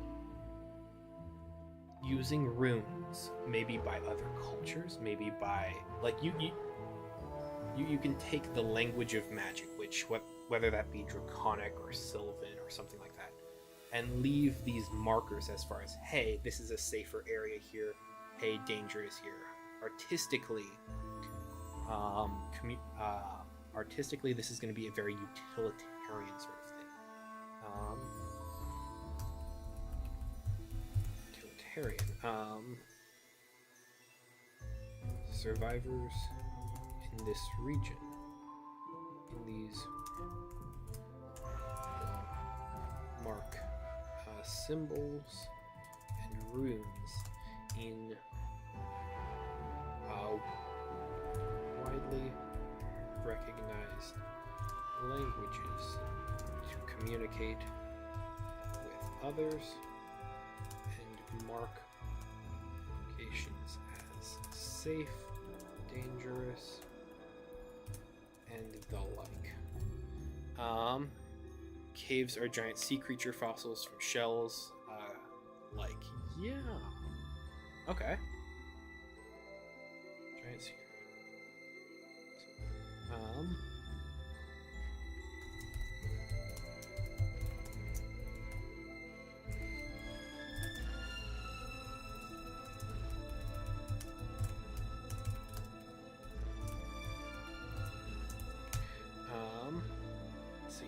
artistically utilitarian. Then we have the actual kind of artistic nature of creating. You go now, it's getting late for you. All right, well, thank you so much for coming, Hoylepa. It has been a pleasure, as it always is. I hope you have a nice night tonight, and just have a great rest of the day, rest of the week, until the next time I get to see you. So take care and have a good one.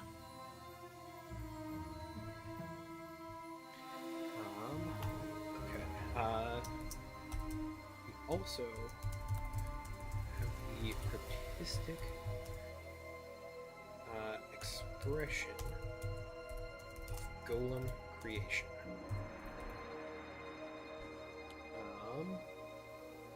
So golems may be constructed with unique attributes,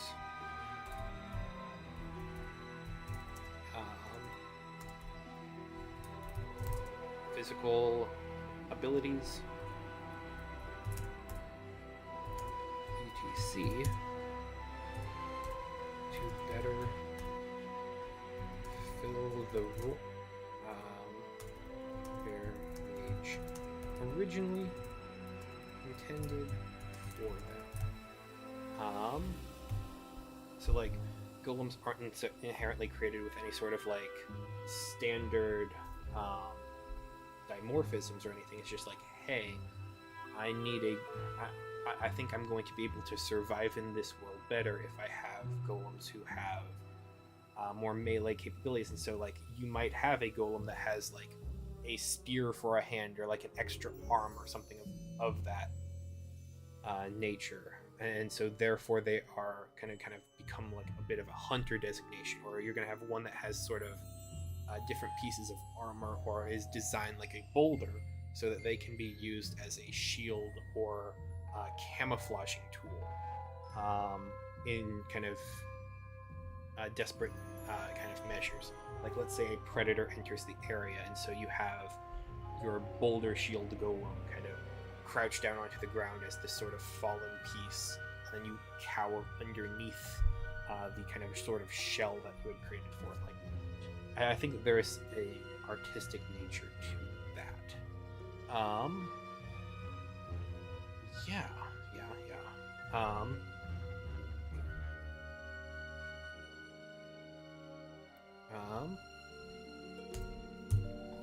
Golems can also change their appearance and nature to best fit their environment. Like we're like just thinking about this, like Left Hand of Darkness, Ursula K. Le Guin, like the alien species in there. They had a cool name. I'm forgetting it off the top of my head. Like they changed themselves to best reflect how they are in society, in their relationships and such. And so I think that having that works so well for golems here, with what we've designed and what we've created here.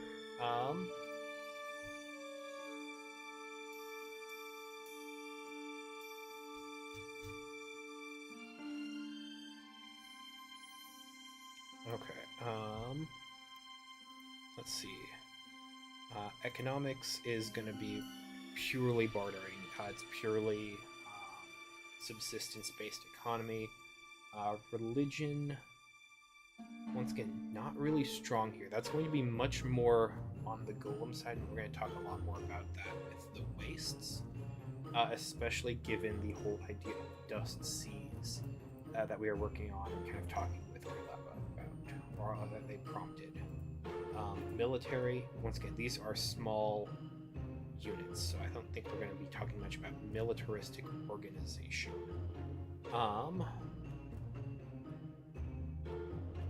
Okay. Let's see. Okay, it is 4:18. Sorry, I'm just looking at the clocks and everything, making sure I've got timing down. I'm meeting up with some family for dinner tonight, so I want to make sure I'm able to, get looking good there. But I think we should be good to make our way through the jungle region here.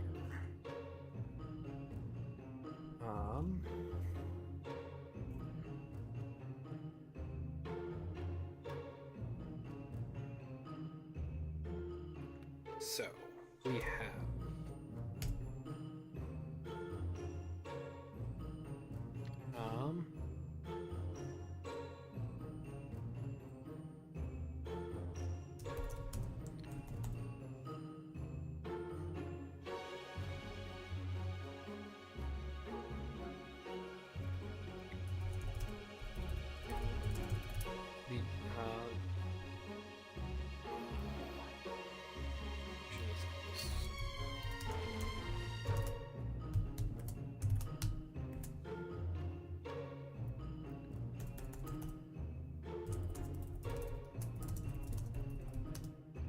another vibrant landscapes.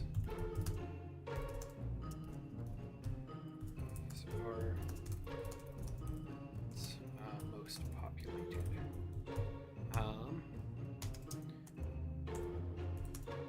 Both by the mages and survivors. Mages by the humanoids survive.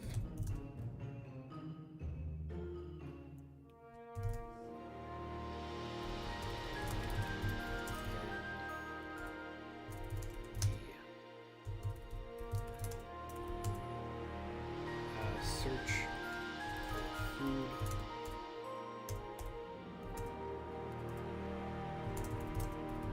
And nesting grounds.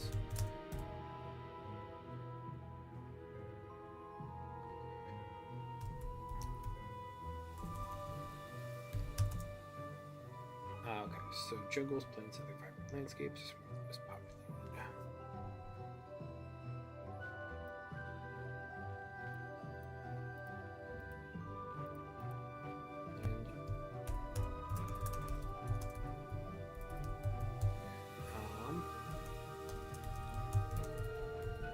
These vibrant wilds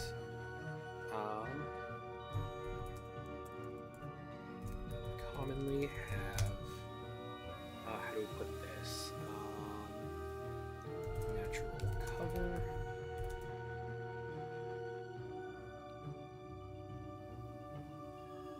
Natural cover. Abundant supplies of water and food. And supplies of water. Forageable foods. And space to set up small bases and camps to tempt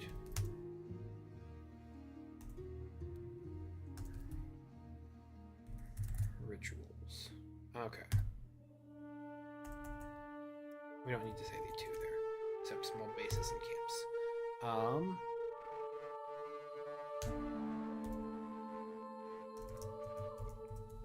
Danger in these regions come from the scavengers. Scavenging saurians who seek laid eggs and unsuspecting meat.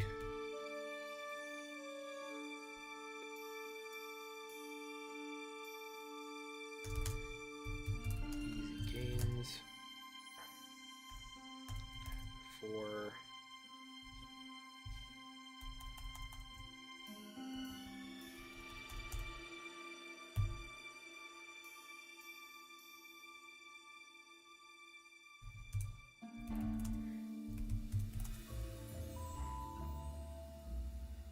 okay.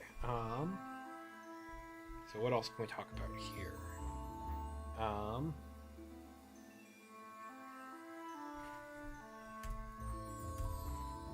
Right, we have our thieves' cant. We have our hobo symbols. Okay.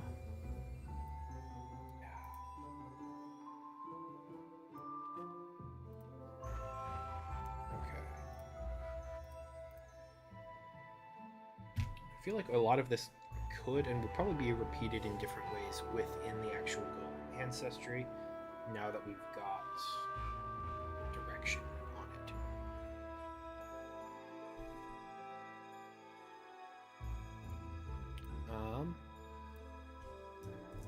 Within these areas,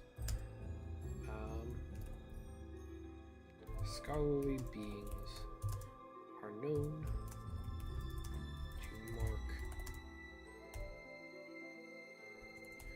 to leave marks for personal reference and subsequent followers about the dangers, about the safe locations, the dangers, the expected threats in the general vicinity. These marks are, me here,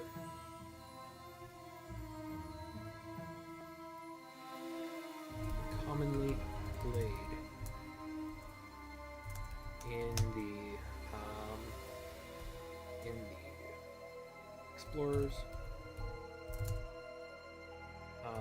common tongue, or their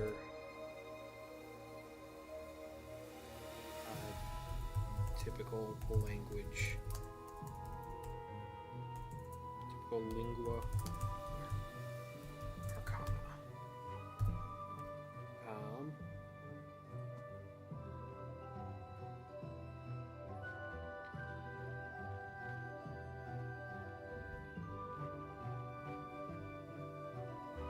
Okay, so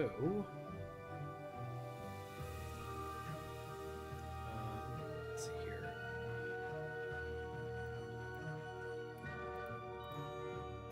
Let's see here.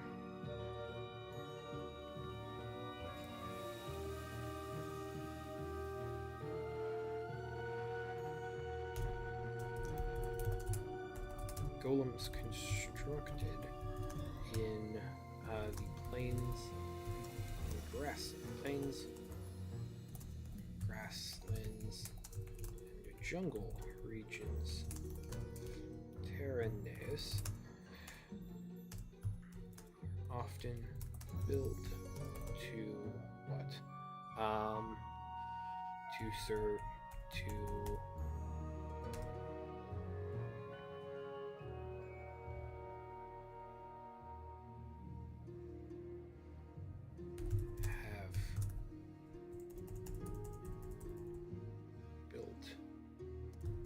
either tools of camouflage or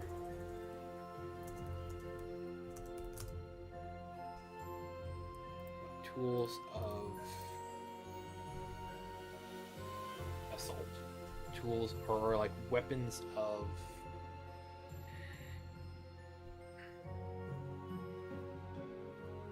or stealthy hunters,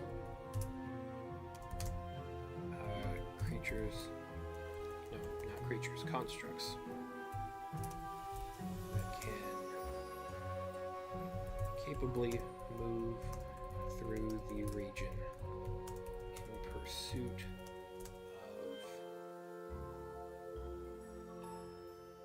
of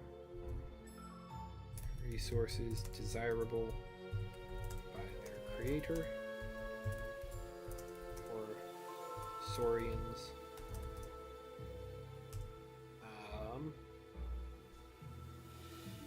or huntable saurians,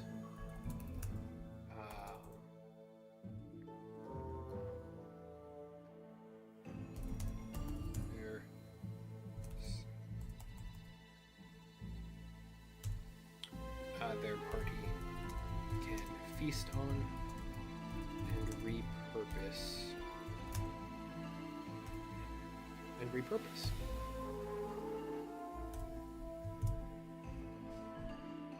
Yeah, so we have our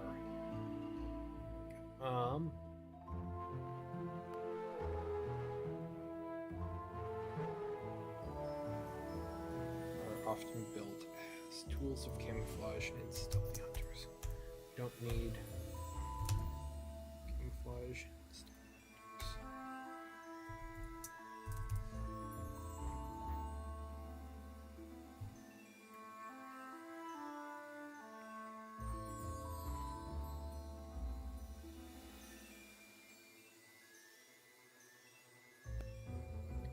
People know stealthy hunters, so in pursuit of resources and greater.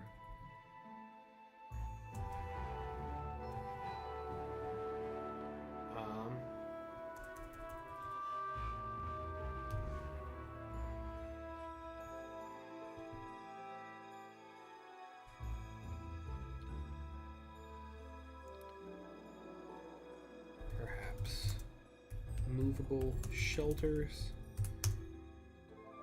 and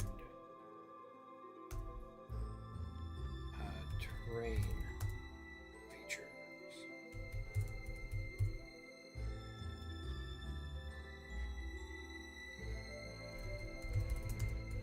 Designed like movable shelters, terrain features.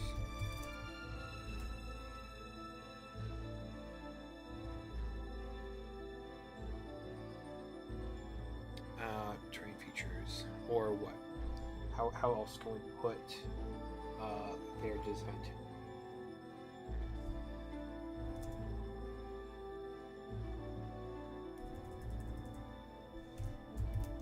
Shelters and terrain features to break line of sight with a predator in the vicinity.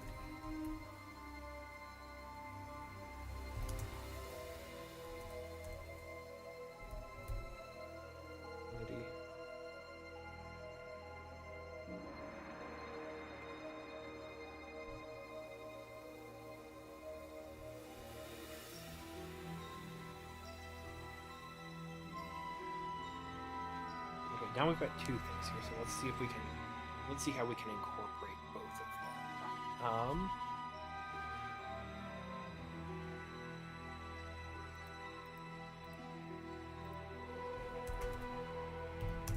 There are those designed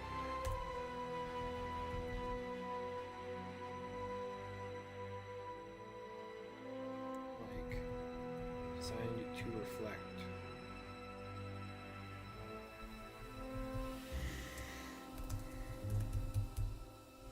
design similar to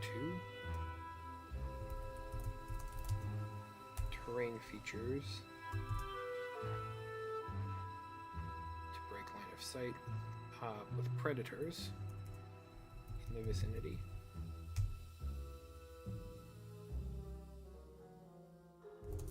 And those who capably move through the region in pursuit of resources and huntable saurians desirable by their creator.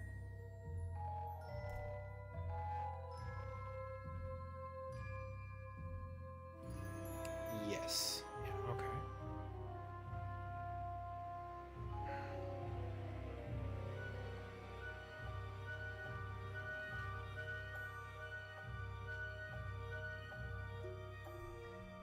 To quickly line of sight and with predators in the vicinity.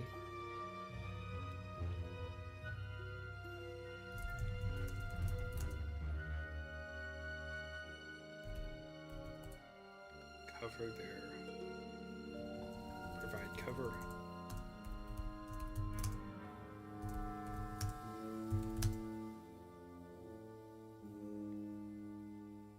and those who keep in pursuit of resources and huntable swords. Yes, there we go. Okay. I think that is pretty good.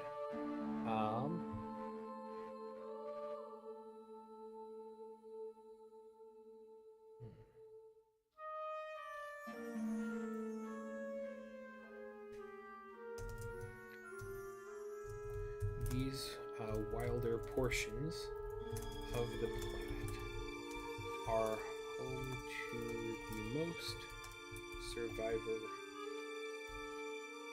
communities.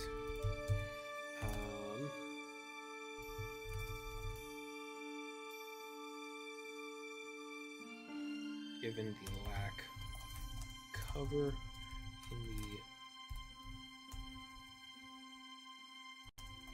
petrified forests, wastes, and the watchful eye of the tyrant upon those regions.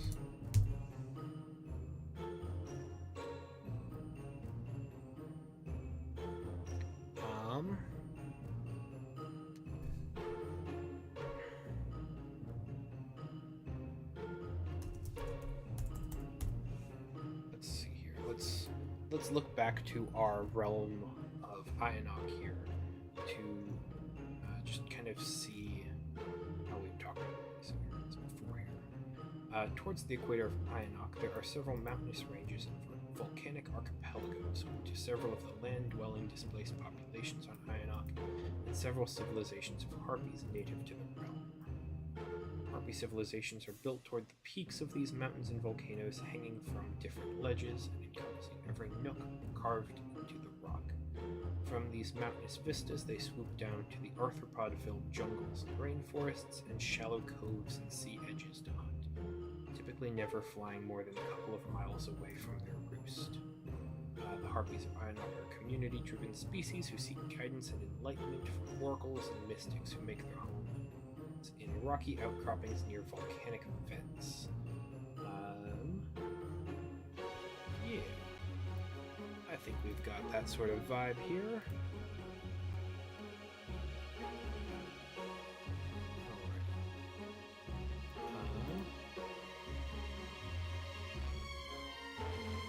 Notable features and locations.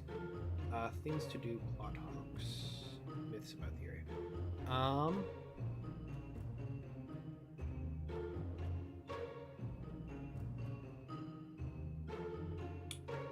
We do have the notion of caves.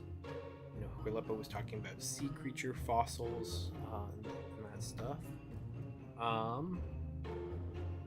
Let's see, what else kind of regionally would work for this area and for this environment? What else is something that can be discussed here?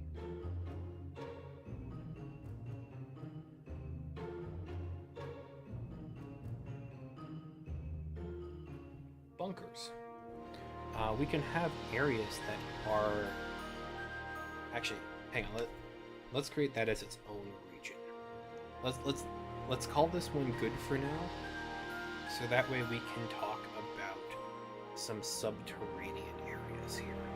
Because the Tyrant is a large creature. It's, you know, as our reference was like a King Ghidorah. It is large, it is imposing, it exists over top of the world here. And so one of its bigger threats is going to be a civilization that can persist underground. And we have golems that will resist its stone breath, its petrifying breath. Perhaps they have... I think that perhaps there can be communities built underground there. So yeah, let's go ahead and just kind of call this good for the jungles here, and so that way we can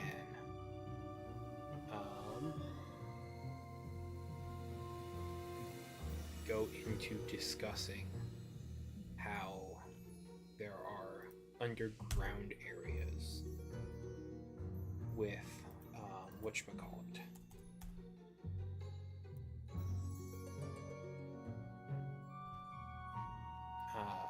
Within the Petrified Waste. We'll keep those notes there.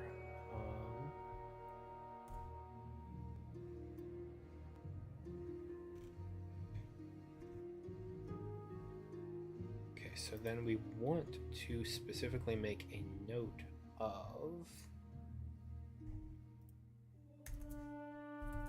underground regions that primarily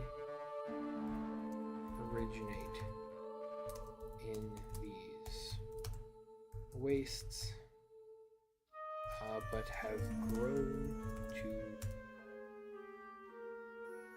expand beneath the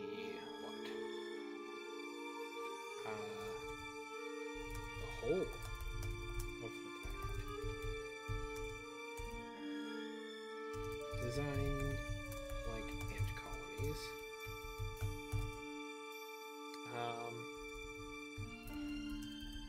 Limited by golems and small saurians.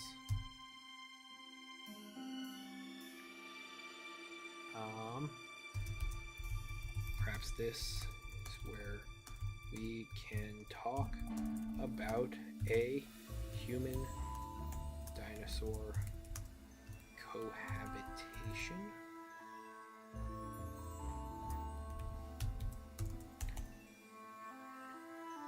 Dash society. Limited at best. Oh man. Hell yeah.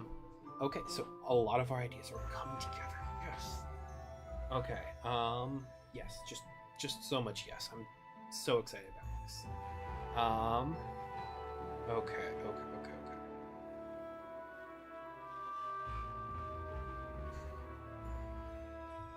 So we have the Petrified Wastes here.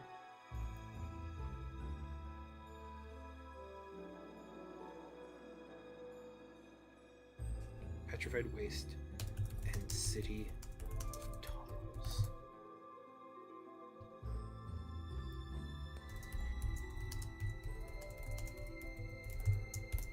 Hell yeah. That, just as far, like, I do have a bit of a habit of the blank of blank, or like the City of Irons, the City of Steel, the Priest of Roaches, things like that. Just the noun of now. But like the City of Tunnels as like the one kind of big surviving place on this land. That just sounds so cool. That sounds so right.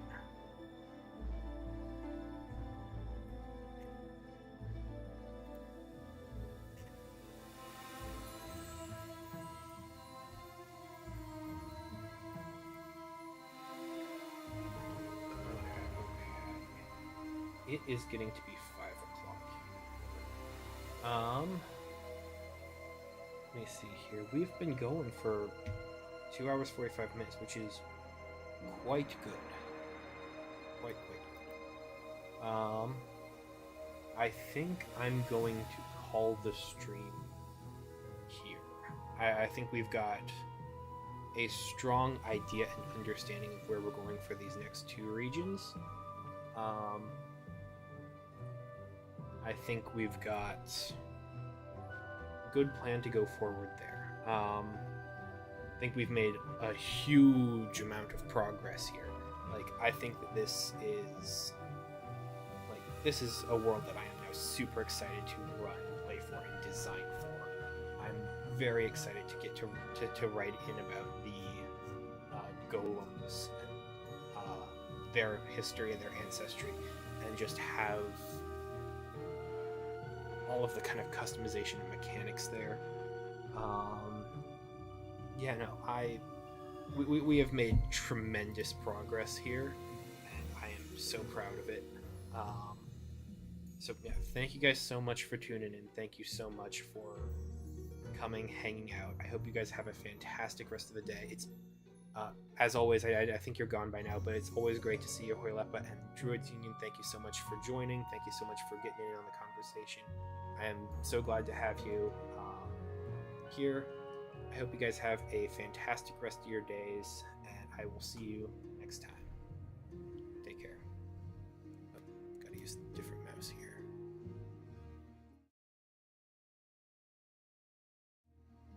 Hang on, and I need to have the... Not that I need to, but I'd like to. Having the issue with the music.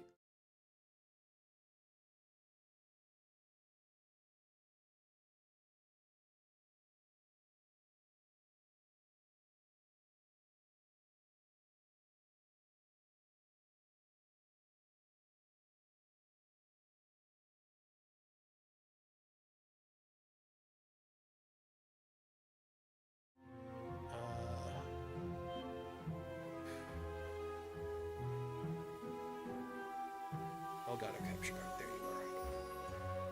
Yeah, copy you. That's what I want. And then, thanks.